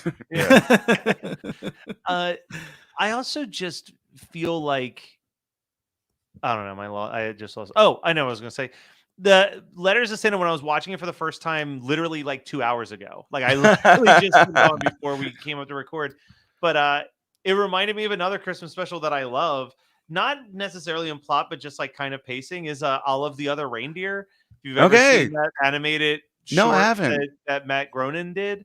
But Matt Groening, okay. Yeah, Matt Groening of The Simpsons, produced by Drew Barrymore, did this like weird TV special in the late 90s, early 2000s called All of the Other Reindeer, based on a children's book. But in that one, it's that Santa, one of the reindeer broke their legs, and he doesn't think that the reindeer are going to be able to make the flight this year. So he's kind of like, sorry, guys, better luck next year, because I don't think I can pull the sleigh with all of the other reindeer. And this dog named Olive thinks that he said all of the other reindeer. And she's like, maybe that's why I don't act like a dog, because I'm really a reindeer. So she goes on this wild trip to get to the North Pole to help out Santa. And meanwhile, there's an evil mailman trying to stop her because he wants Christmas to stop happening, so he doesn't have to deliver so many packages all year round. But it's funny, it's charming, it's got some great voice acting, but it just kind of in the pace of like, hey, it's a road trip movie, and they're like meeting all these wacky characters on their way to find Santa Claus. Like, as I was watching, I'm like, oh man, this is great. Like, I'm kind of into this. Like, I would watch this next year again. Like, it's a not smooth, like one and done. It's a smooth ride. Yeah, it's a smooth ride. Okay. Oh my God. I got to talk about it for historical sense, but at the same time, do I really want to deprive you of the surprise of experiencing it yourself? But I happen to know, Matt, that you're a really big Scrubs fan. So give Very Merry Muppet Christmas a shot later. I know that there was a crossover there. As you were describing it, I'm like, there is one that they have a Scrubs crossover. I know that for yeah. And Miss Piggy, then you said is NBC like was involved. I'm like, yep, that's probably the one. Miss Piggy. Yeah, because Miss Piggy plays a patient that like won't die. Very similar to Dee in It's Always Sunny in the zombie movie. Love it. Oh man. Okay, so we've talked about this. Everybody, Disney Plus, very Muppets Lair of Santa. If you liked Muppet Haunted Mansion, same director. A smooth ride, fun for the whole family, and really, really touching actually sometimes. So it's very sweet. If you just need a quick synopsis, is that they all were sending off letters, and Gonzo forgot to send his friend's letter to Santa, and they take it upon themselves to go to the North Pole, and hilarity and insanity ensues. And it's interesting to see Pepe the prawn, like he loves all women. He really does. And in one movie, he's drooling all over Uma Thurman, which is Muppets Lair of Santa, and he's also drooling over Joan Cusack in A Very Merry Muppet Christmas. And yep, so Pepe's got a lot of love to give.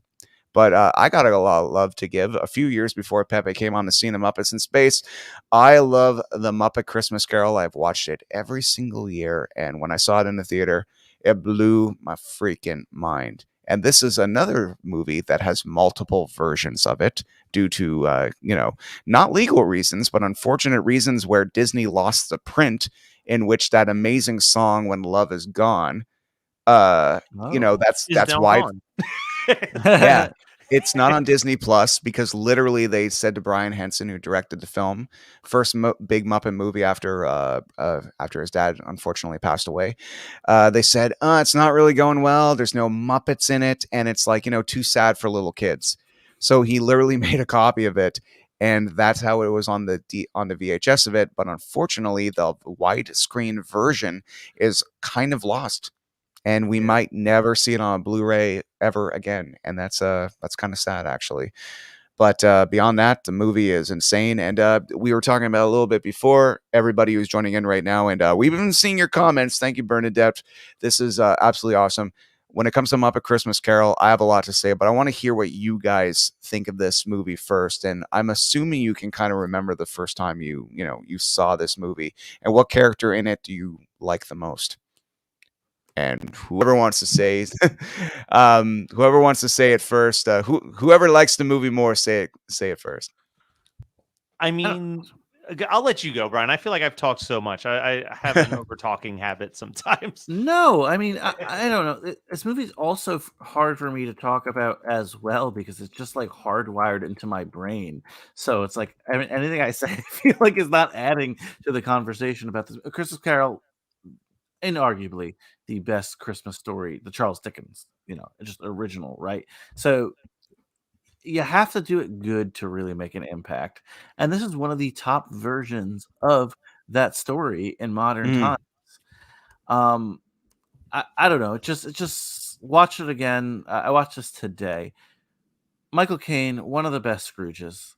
Yep. Top 3 in my mind. And you kind of ruined it for me because, like, if this is how the Muppets go and try to find a celebrity, and this is what the Tina Fey character is, I'm sad. But Michael Caine does it right. You know what I mean? Yeah. He plays off the Muppets so well, and he's also, let's be honest, he's not Michael Caine. He's Scrooge, and that's what helps so much in this. Well, he never is in on the joke in the movie, right? Exactly. Like that's what makes it work, is that he plays it so straight and so serious the whole time. Yeah. And like that's what makes that transformation so beautiful at the end when he is so happy. If he was like yucking it up with the Muppets throughout the whole film, it wouldn't work. My tradition for, I think it's been like 6 or 7 years now, is literally like tonight I will start reading one chapter of the Dickens novella, and then on Christmas Eve I read the final chapter, and then I put on Muppets Christmas Carol, and then I go to bed for the night. Wow. That's just become like my little thing. It started a couple years ago, and I was just like, you know what, this is a great way to like end the Christmas season for me and get ready for Christmas morning. I saw it in theaters. I remember seeing it in theaters distinctly. I was only probably 7 or 8 years old because it was 92. But yeah. I was just such a big Muppet buff. I remember like just quoting the like, light the candle, not the rat, light the candle, not the rat, stuff like that. Like stuck with me as a kid, but like as I got older, just the whole movie's beautiful. The puppet again, like I feel like it seems absurd how many times we have to mention this, because like obviously the puppetry is great, but like the puppetry and some of the stuff is absolutely incredible. The Ghost of Christmas Past, So which is good. like that puppet in the pool, so it's got that like ghost-like effect. It's brilliant. It's one of the most faithful adaptations of the original story. Like, so much of it is taken verbatim, word for word, dialogue wise, right out of the book and the play.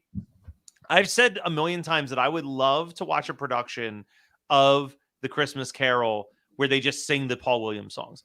I don't even need the Muppets on the stage. I just think that these songs are so perfect to fitting the story of Scrooge. Like it's so good. Paul Williams absolutely crushed it.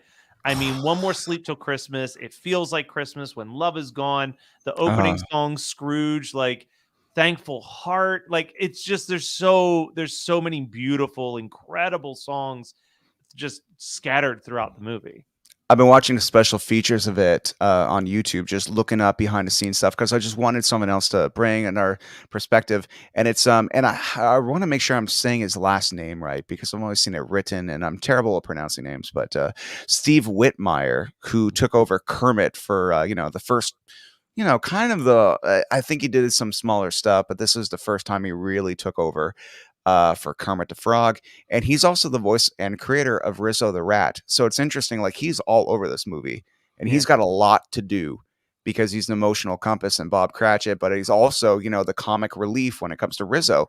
So it's interesting to see the range that this guy has, but you see him in this and he's got like a mullet. He's young. He's just this young, funny guy who's already had been working with Henson for like 12 years at this point. And it's really interesting to be like I always assumed that all Muppets guys were just these seasoned vets, but seeing someone probably much younger than I am at this moment, be in this and star in this film of this caliber, it's quite interesting. And after all these years, only really ever breaking the fourth wall and watching a special feature like just a few hours ago. It's amazing. I think I had my head in the sand on purpose because I just never wanted to deny any of the magic, if that makes any sense. Can I give you a hot take? It's probably not a hot take to this gang, but a hot take to Please. I think Kermit the Frog is the best Bob Cratchit in the history of Bob Cratchits. I like it. I'll take it. Yeah. Like, because I don't know, they often don't cast like the best Bob Cratchits. It's just like some dude who wants to get out of work on Christmas. I get why, whatever. Yeah. But in this, like, Kermit the Frog was, this is gonna sound weird, but born to play Bob Cratchit. I like it, man. No, I'm trying to think of like other Bob Cratchits that I like, and I keep landing on Bobcat Goldthwait and Scrooge. so I think you're right. Like I'm like I can't think of anybody else that like really they catch that whole family dynamic, like him with Robin, just so beautiful. And like we're talking about a puppet. We're talking about a puppet that dies. And I can't get through that scene without getting teary-eyed. It's like you couldn't be more removed from it being an actual person. It's a puppet frog, and it kills me. It absolutely destroys me. And they even created more kids, like two little mini piggies to have Kermit have daughters. I don't think Kermit's had daughters since, actually. I've never seen them be reused anywhere. Yeah. By the way, Robin, underrated. A lot of people mock Robin, but always who mocks Robin? I've heard people say things, but so many. I mean, I think Robin has had some of the most beautiful sad songs on like the Muppet Show. Like Halfway Down the Stairs is like heartbreaking. It's such a pretty song. Robin tugs at the heartstrings. Yes, 100%. Well, perfect. Not just because he's tiny, but he was the perfect Tiny Tim. And, frankly, I think he was also born to play Tiny Tim because I'm trying to remember other Tiny Tims besides in Scrooged. Mary Lou Retton. Yeah, exactly. But I don't know. There's just something about the cinematic quality of Muppet Christmas Carol too. Like it starts off with just to show how vast this city of Muppets are. You know, there's some humans in it, but there's a shitload of Muppets. And I was looking at this some making of, and there's over 200 puppets being used in this. Wow. And I think it's actually really interesting that they went ahead and made their own puppets for Ghosts of Christmas, past, present, and future, because it kind of would have taken me out of the illusion of the seriousness of what these ghosts will bring to Scrooge's life if I did see the original concept, which is Gonzo being the ghost of Christmas future with his nose sticking out of the robe. Like, you know, that would have been kind of like a funny bit, but at the same time, the ghost of Christmas future scared the shit out of me when I was a kid. And I feel Like- like they've done the Gonzo nose reveal bit enough times up to this point that it's like, it would have been it just would have been the same old joke. I'll also say, I mean, not that there's a lot to compare it to. Also, probably Brian Henson's peak as a director. Okay, interesting take. Yeah, not the biggest fan of Happy Time Murders, and like I enjoy Muppet Treasure Island for what it is, but it is nowhere near like Muppets Christmas Carol. You watch that movie, and it is a really impressive production for a first-time director. Like an extremely impressive production. Exactly. When Paul Williams was in town at the Fantasia Film Festival, I got him to sign this for me. Well, actually, I got my buddy Marco to get it signed for me because I was getting this signed by him. Nice. Oh, love it. There was I kind of am glad that that's what you pulled up, but I was there's a little part of me that was like, come on, Phantom of the Paradise. Oh, man. No, it was at a screening of Phantom of the Paradise, actually. Yes. Yeah. What man, Paul Williams is fucking awesome. So tiny. Songs, so many songs, so many classics. Okay, so actually, well, you know, you just brought up the songs. That's a great topic. I can't pick a favorite in a sense because every part matters so much to the movie. But what is a song that, you know, you would play on your iPhone, iPad, or whatever, out of the blue all year long? Because it's not just about feeling like Christmas; it's just a damn good tune. Which would be your number one selection? Ooh. I got one because this song runs through my head all year round. Mm. It's in the singing of a street corner choir. It's going home and getting warm by the fire. It's true wherever you find love. It feels like Christmas. There's an amazing video that someone sent me because I'm a huge Ted Lasso fan. And there's a video that you can find of the actor who plays Roy Kent, who does a 10-minute medley of all of the Muppets Christmas Carol songs. It's so when good. he gets to that part, the whole crowd can't hold themselves back anymore. They're all singing along with it. It's just a beautiful song, and it's got that just the melody of a like that melody line is always in my brain for whatever reason. Amazing, man. Brian, what about you? From a Muppet Christmas Carol specifically? Fuck yeah.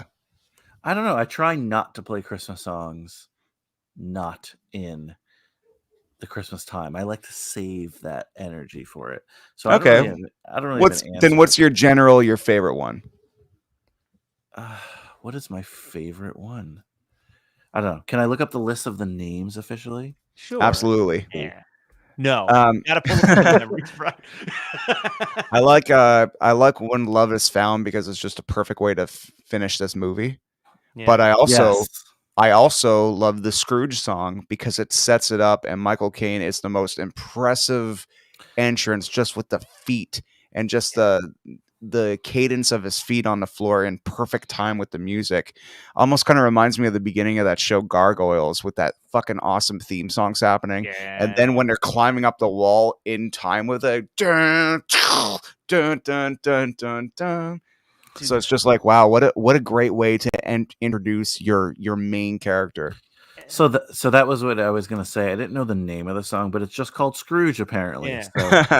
and another one where it's like Paul Williams crushing on the melody lines because that here comes Mr. Humbug, there goes Mr. Grip. Like there's just these weird little beats in all of these songs. Like the One More Sleep Till Christmas, I like that song.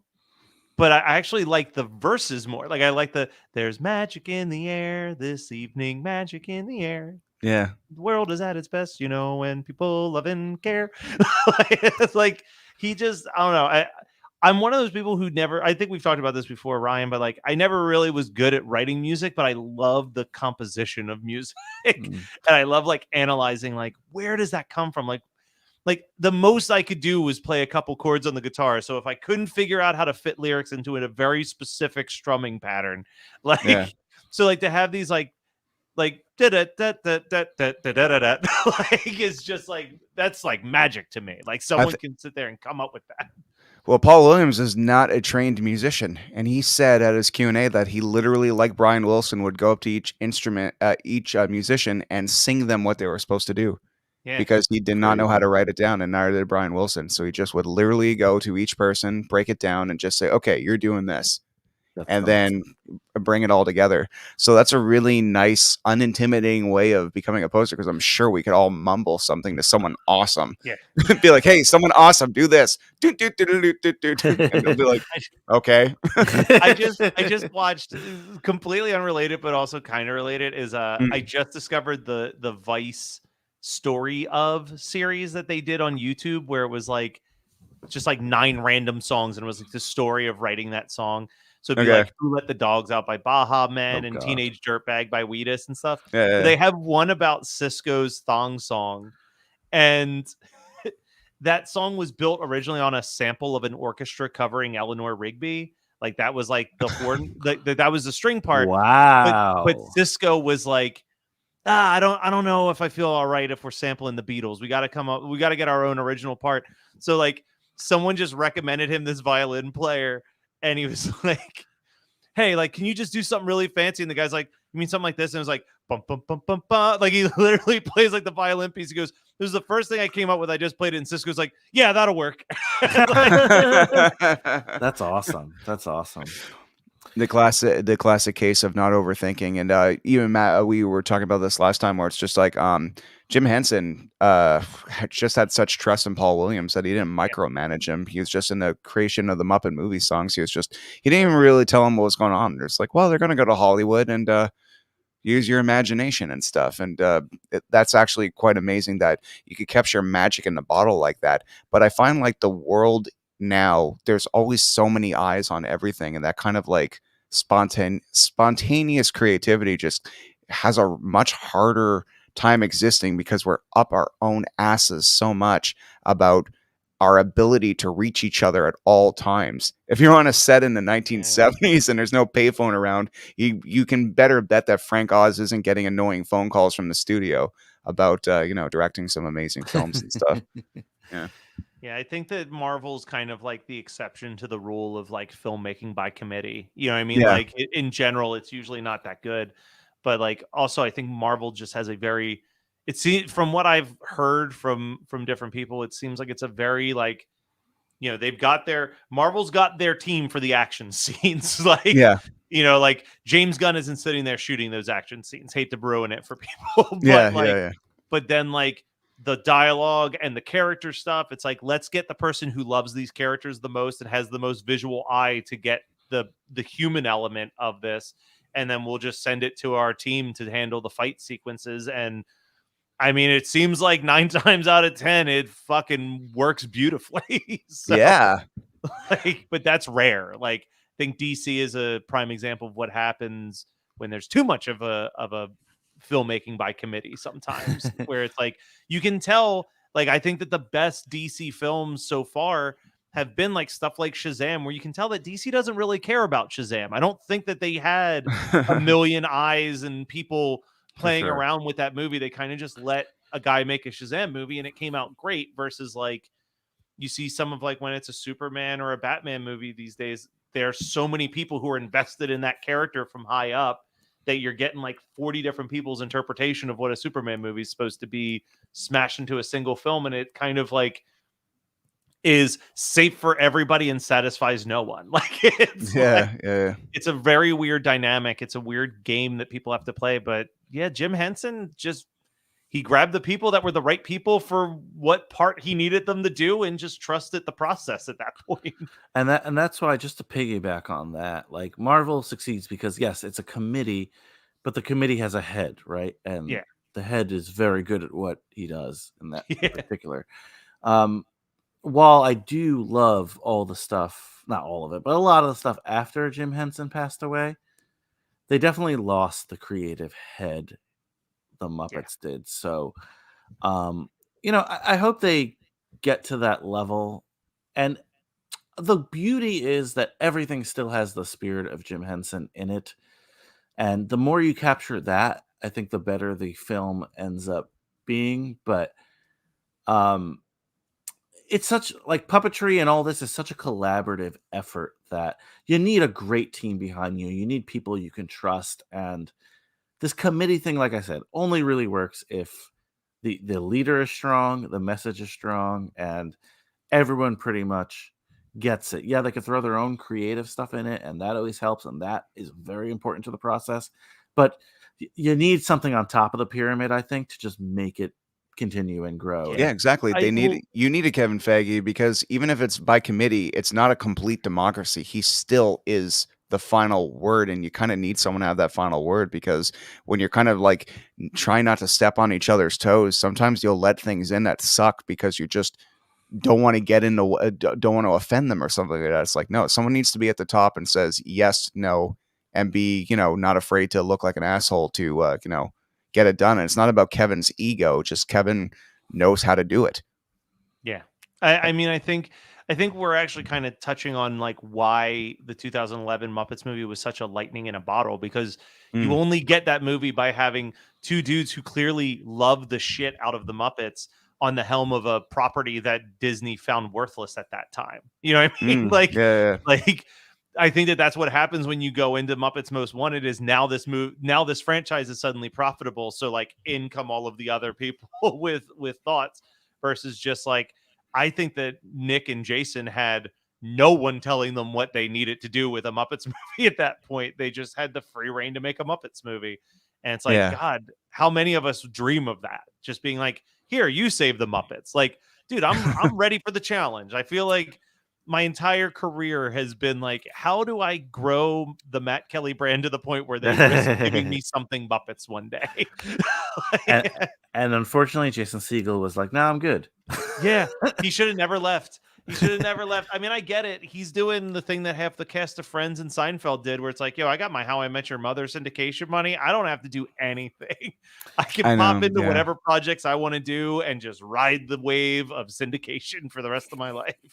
That must be really nice because everything Elaine is in is fucking awesome. But you can tell she's not just putting her head in everything. She just like literally is just like, the New Adventures of Old Christine was great, but now she's like, I don't know if she's Madame Hydra, but she's definitely a top tier of Hydra. Yeah. And both scenes she's been in so far have just been like, holy shit, if there's more of this, sign me up.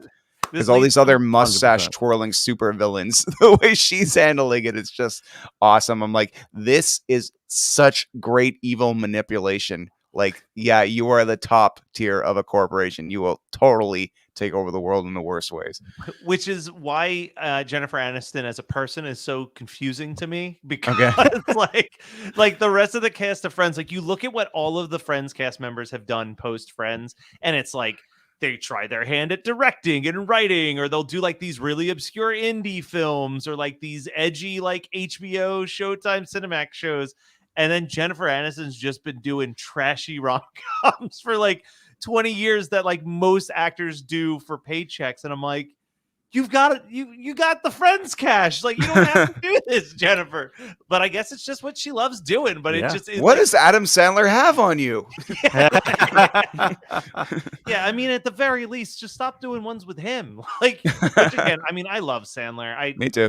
I haven't liked one of his movies in a hot minute, but like, every person I've ever met who's even had like the slightest brush in fame who's been able to meet Adam Sandler has all just said like the absolute nicest person in Hollywood. Like, Nice. so friendly, so genuinely himself. Like, I love all the memes now where it's like this dude's worth billions of dollars and he's like hitting up an IHOP in his like sweatpants and a basketball jersey. Like, there's something charming about that. Like, he stays true to who he is.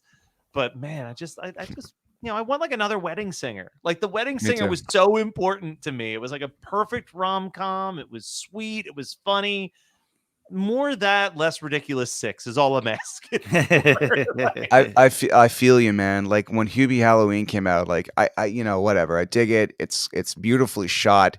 It's got some great elements in it, but it's just a little too Waterboy that I'm just like, reel it back. Like Lil It's Nicky had redeeming qualities to him. it's Like and Waterboy without the heart, though. You know I what I know mean? Like without the Water. heart, it's all the flash and goofiness without that thing that brings you back and say, but I like this guy. You know, Yeah, Lil it's Nicky had just that, so Waterboy had mean. that. It's so Yeah. mean. His movies have become so mean. So mean. I think So he mean. Yeah. forgets that his like there is like a heart to his characters, even when they have rough edges.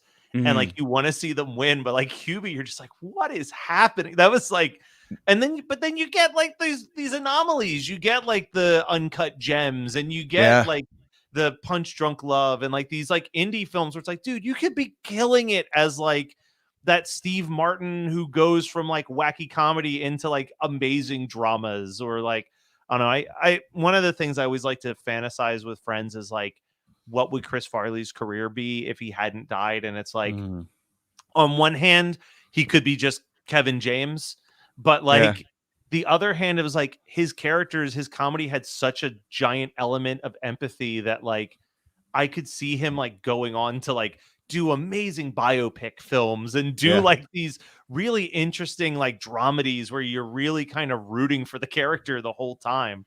So it's, I don't know, that's, I can see him in like an Andre the Giant movie. You know what I mean? Like, I'm could you see like Chris Farley is like, I was just thinking, I'm like, there's no Adam Sandler or Chris Farley with the Muppets or anything. Like, no. you would think that would be a kind of a good marriage. Yeah. Yeah, you think it at least, I mean, because the Muppets had the Muppet Show before that, they were on Saturday Night Live's first year was Jim Henson's Muppets had like a weekly segment on the first year of Saturday Night Live, and that's where the Muppet Show stemmed from, was Wow. doing those, and none of the writers wanting to deal with Muppets because they thought it was beneath them. And that was kind of when like Jim got that fire under him to be like, fuck you, I'm gonna make this an art form and you're gonna learn to love it.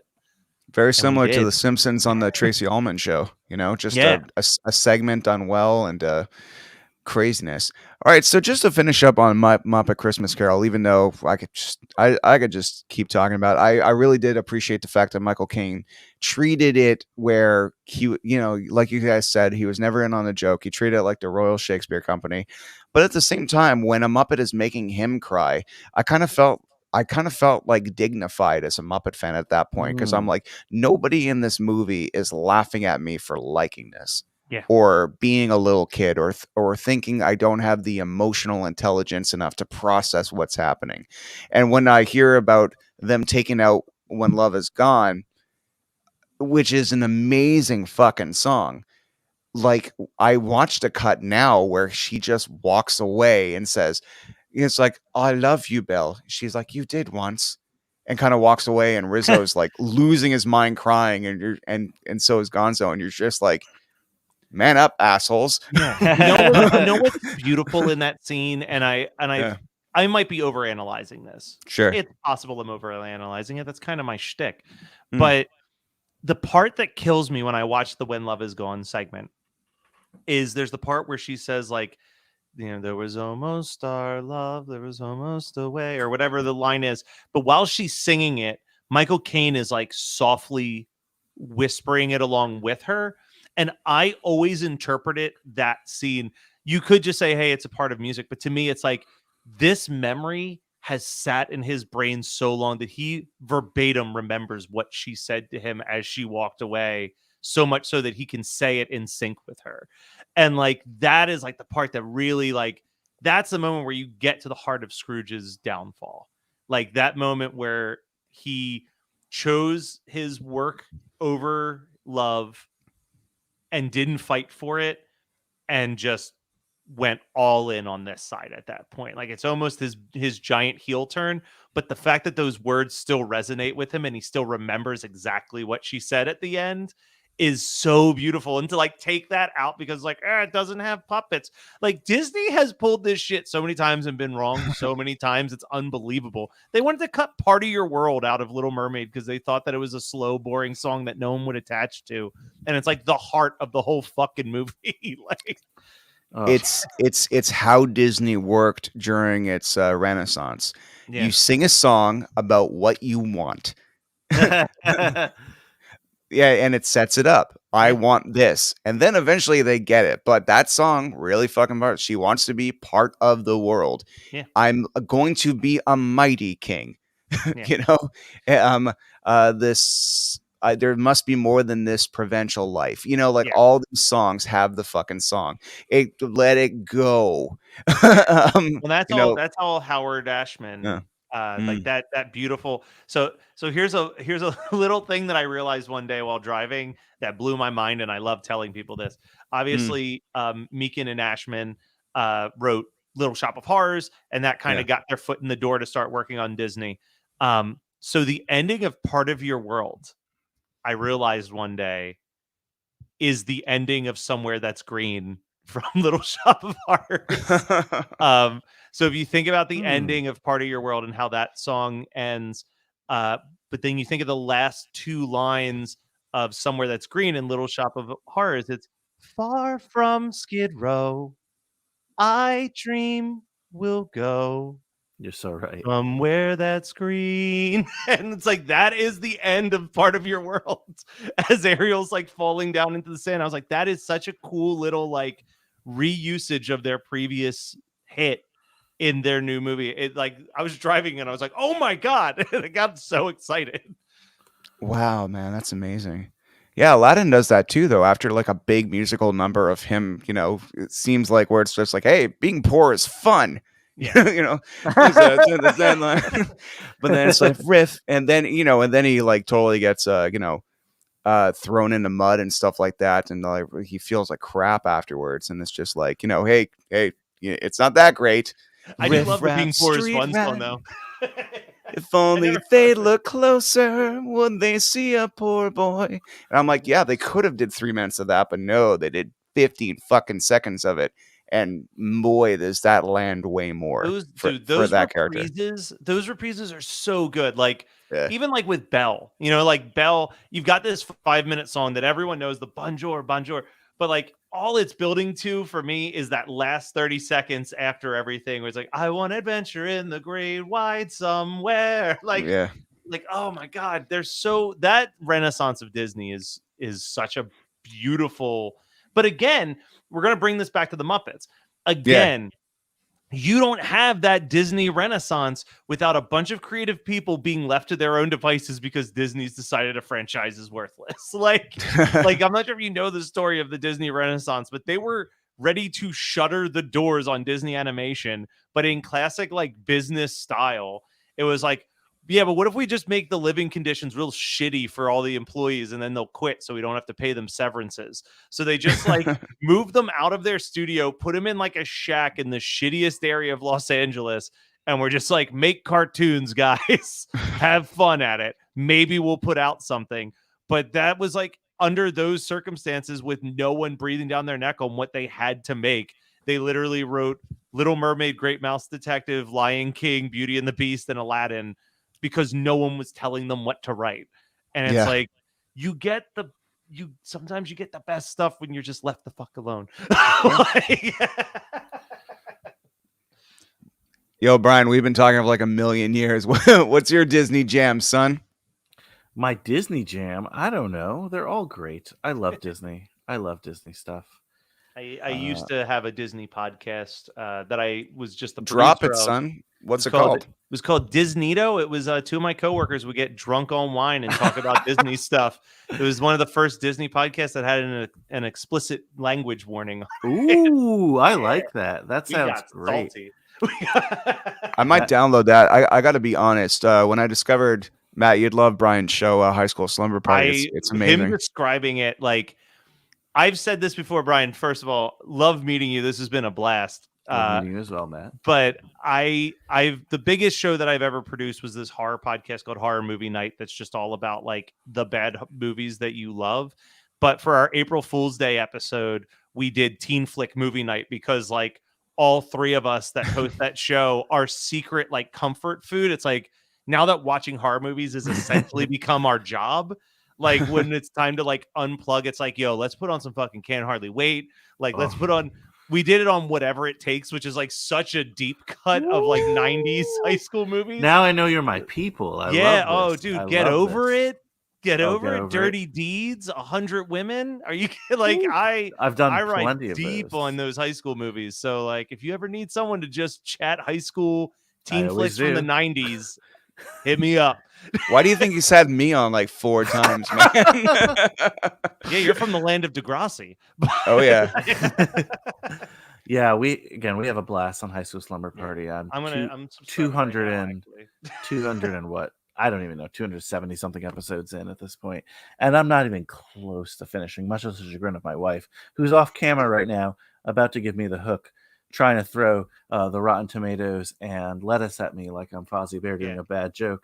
No, Brian, we're on the exact same coast, brother. I'm like, it's getting to 10 o'clock. I know. I again have a blast doing them. I always say I'm going to pull back a little, and every time I do, 2 weeks later, I'm doing 2 episodes a week anyway. So, because there's just so much cool stuff and so much fun stuff to talk about. Ryan, how many times have you been on? 3, 4 now? Maybe 5? I think 4, but it's always been the best experience because it's just like, and I just love the vibe of your show too because there's so much love. Look, the internet is full of fucking trolls, and you can there's intelligent ways of shitting on something, and I always appreciate the people, and like in horror movie nights, even when you guys make fun of something, you're all very intelligent, and it's like, see, and if you're pointing out things that are silly about a movie, you clearly still love it. You know what I mean? Like, so with High School Slumber Party, Brian, you and your cast of characters that you bring on and talk to, it's validating because it's like, I love these movies and I still love these movies. And if it was 45 minutes of people saying this fucking sucks, I can't believe anybody likes it, it's like it's not appealing. But you can point out ridiculous plot holes with a smile on your face.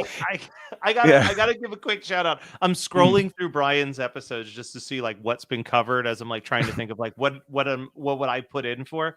Yeah. And I literally went through the following 2 thoughts back to back. God damn it, someone got to my boyfriend's back. Oh, fucking Ryan.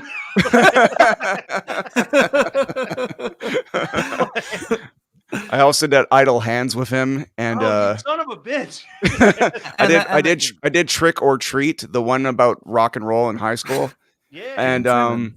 And fuck, Brian, what was the other one? Oh, Dance of the Dead. Dance of the Dead, yeah. Dance of the Dead's fun. I have to rewatch that. That's been a hot minute. Oh man, Monster Squad. There's so many good ones. It took me a while to get to what you're talking about. Not a while. Actually, it didn't take me that long, but at least like 40 or 50 episodes in, because there's so many podcasts again. They're just so negative. And sometimes you can't avoid it. Sometimes your guest just comes on and shits on the movie. But I try to be positive even with the negative because it's all about fun, right? It's 90% of the movies we cover are the same 3 or 4 high school stories. And I'm not saying that as a criticism. I love that about it. There's a comfort in repetition in a weird way. Honestly, we over at Geekscape, our T-shirts that we started selling about 2 years. Well, I guess it was almost 3 years ago because we debuted them at the last San Diego Comic-Con in 2019. But our slogan has been "Don't hate, create." Like why waste energy if you're going to shit on something, make something better. Like we've all had the opportunity to be a critic, and like Horror Movie Night, the early days were definitely way more like negative than the later days. Like we still like poke fun at it, but of course that's kind of become with all of the shows that I do. One Hit Thunder, like One Hit Thunder for me was very much, there's a million places that you can go for people to shit on a one hit wonder, but like, let's like really dive into their back catalog. Like, let's see if there's something deeper going on there. Sometimes there isn't, but like sometimes, you find something like Semisonic or New Radicals where it's like, these are incredible bands with like brilliant songs and they kind of just get written off as like the Closing Time band or the You Get What You Give band, and it's like, God, there's so like, and those two are great examples because the singers of those bands went on to win Grammy after Grammy for writing songs for like Adele and Santana and like all of these huge achievements, but like to the normal audience it's just like, yeah, it's the guy who wrote Closing Time. Like, I don't know. It's I think that there's something that's I love that's kind of becoming the new thing. I like that I'm seeing more celebration on the internet and less like flame war on the internet. So I mean, there's yeah. still plenty of the other. Of course, and also it's important to not live in an echo chamber of the stuff you like and avoid criticisms whatsoever. Like, for instance, I like Anna and the Apocalypse way more than you guys do because I've heard you both review it on your respective podcasts. But at the same time, it's like if someone comes and challenges something you like and you fucking fall apart, how much did you like it to begin with? Because if you only like it based on the reality that everybody fucking likes it too, then you know, I'm like, I like bands that no one fucking like. That's actually that's my jet fuel. You fucking hate this movie? Well, I'm gonna hug it harder.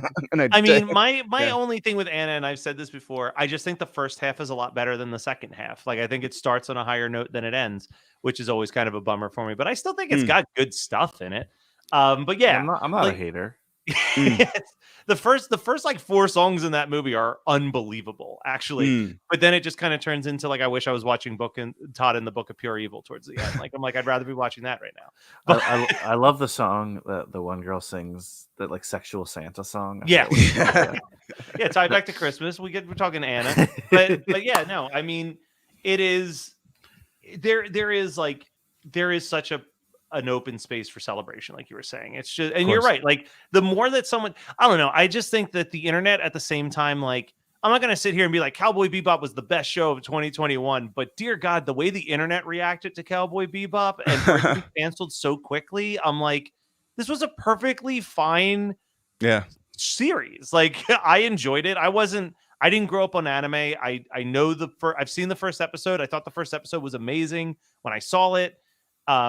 My whole story was like, I'm just going to go buy it because it's only a couple episodes. Then I come to find, like, doesn't matter if it's only 24 episodes or whatever. It's still going to cost me about $80 to buy that DVD. Like, anime is expensive. So that's a lot. So I never dug in, but my friend said it's on like Hulu now. So maybe I'll finally watch it. But there you go. But yeah, like, I thought it was fine. But like, the internet's just like, like, the internet's so quick to hate something before they even see a single frame of it. And because it's cool to hate. Yeah, it's cool to hate sometimes. You know what's cooler? You know what's cooler? To love. Okay, that's true. To love. Please, one of the realest things I've ever heard in my entire life, and I'll this will be my last story because I know that I'm keeping us all up. It's all good. One of the San Diego Comic-Cons, we split our booth with DMC from Run DMC, which was like the coolest experience of my entire life, to spend 5 days just hanging out with DMC. But nice. He was sitting there and he said this quote, and I've thought about it for 3 years now since he said it to me. But he's like, you know, man, everyone's sitting around here. They're talking about superheroes because we're at Comic-Con. He's like, you know what the greatest superhero a man can have? The ability to cry and be empathetic. And I was like, dude, DMC just fucking dropping facts like to people at Comic-Con. And Daryl's like 6'4" and jacked too. Yeah. Like, he's like Terry Crews big. He's so fucking he's so friendly.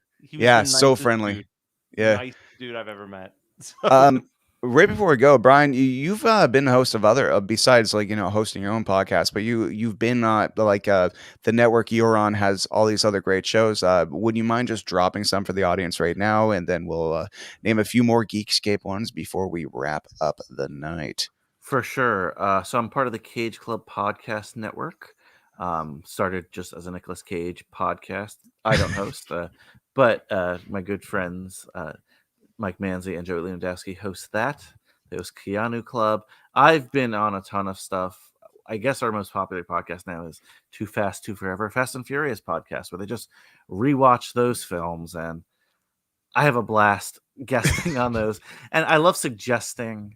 I hope they don't listen to this episode today, because they're doing a lap based on certain characters, right? And Helen Mirren is one of the characters.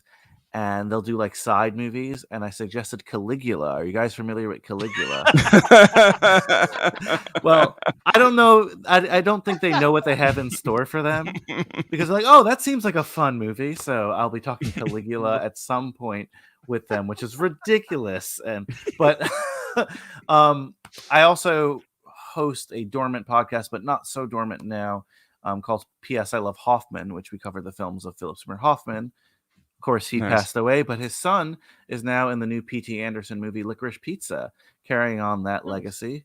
Just saw that in the theater, so we'll have that episode out in Christmas. And just to bring it back to High School Slumber Party, we did this whole Spider Month, which was amazing because we watched all these Spider-Man films that are high school related, and all but one are high school related. Spider-Man 2, there's no high school element at all, which is a great movie, whatever. But doing that and then seeing Spider-Man in the theater a couple of days ago, the newest Spider-Man, No Way Home, tears down my face because it was so earned, everything in that movie, when you watch everything going up to it. So if you're into Spider-Man, definitely check that out on High School Slumber Party, and watch the new movie to check out the latest episode, which I'm posting legit after we sign off here. So that's what we're up to. And 2022 is going to have a lot of fun stuff. I've been holding out on a lot of classic high school and teen movies that I'm like,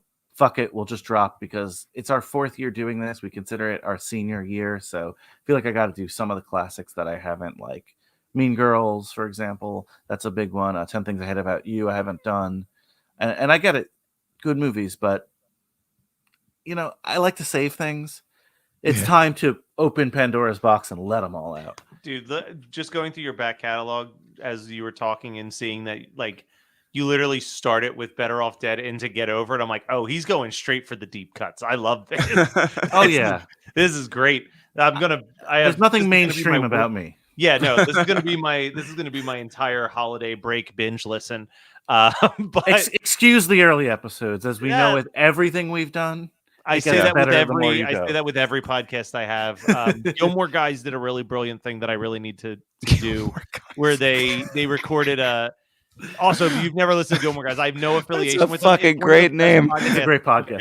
It is one of the best podcasts I've ever heard. You both told me about this podcast at one point, actually. Yeah, but the opening of the very first episode is the host, Kevin, just being like, hey, thank you so much for checking out my podcast. It's not very good until we get to about the 3rd season of Gilmore Guys, but I do think it's worth sticking through the first 2 seasons of the show. So please, just hang tight. I promise it gets good. And I'm like, that's such a brilliant idea. Like, I think if I put that disclaimer in the front of all of my podcasts, it would buy me some goodwill from people. But if you start having sex with me now, in about 4 years, I'm going to be really fucking good at it. Yeah. You just got to let me get my practice in. So I mean, for me, horror movie night, probably the biggest thing I've ever done, but One Hit Wonder's kind of coming up on it, which is pretty exciting. We got Christmas 365. We're doing amazing right now, but I'm curious to see how that goes come January. Dude, I've listened to every episode, but maybe 3, one including all of the other reindeer because I just wanted to see it. But in general, no, I think I've heard they're fast, man. You're a great editor. They're fast episodes, and they're like 20, 30 minutes each. So you could swallow 50 episodes pretty quickly. Yeah, we'll record an hour, and I'll be like, let's get this to the bare essentials, and then it's a 15-minute episode. Yeah, that doesn't happen around here. And not in my zone either. And then I'm producing and sometimes on the microphone a pretty new show. We're about to drop our 9th episode tomorrow called Before My Time with Gelsey Laurie.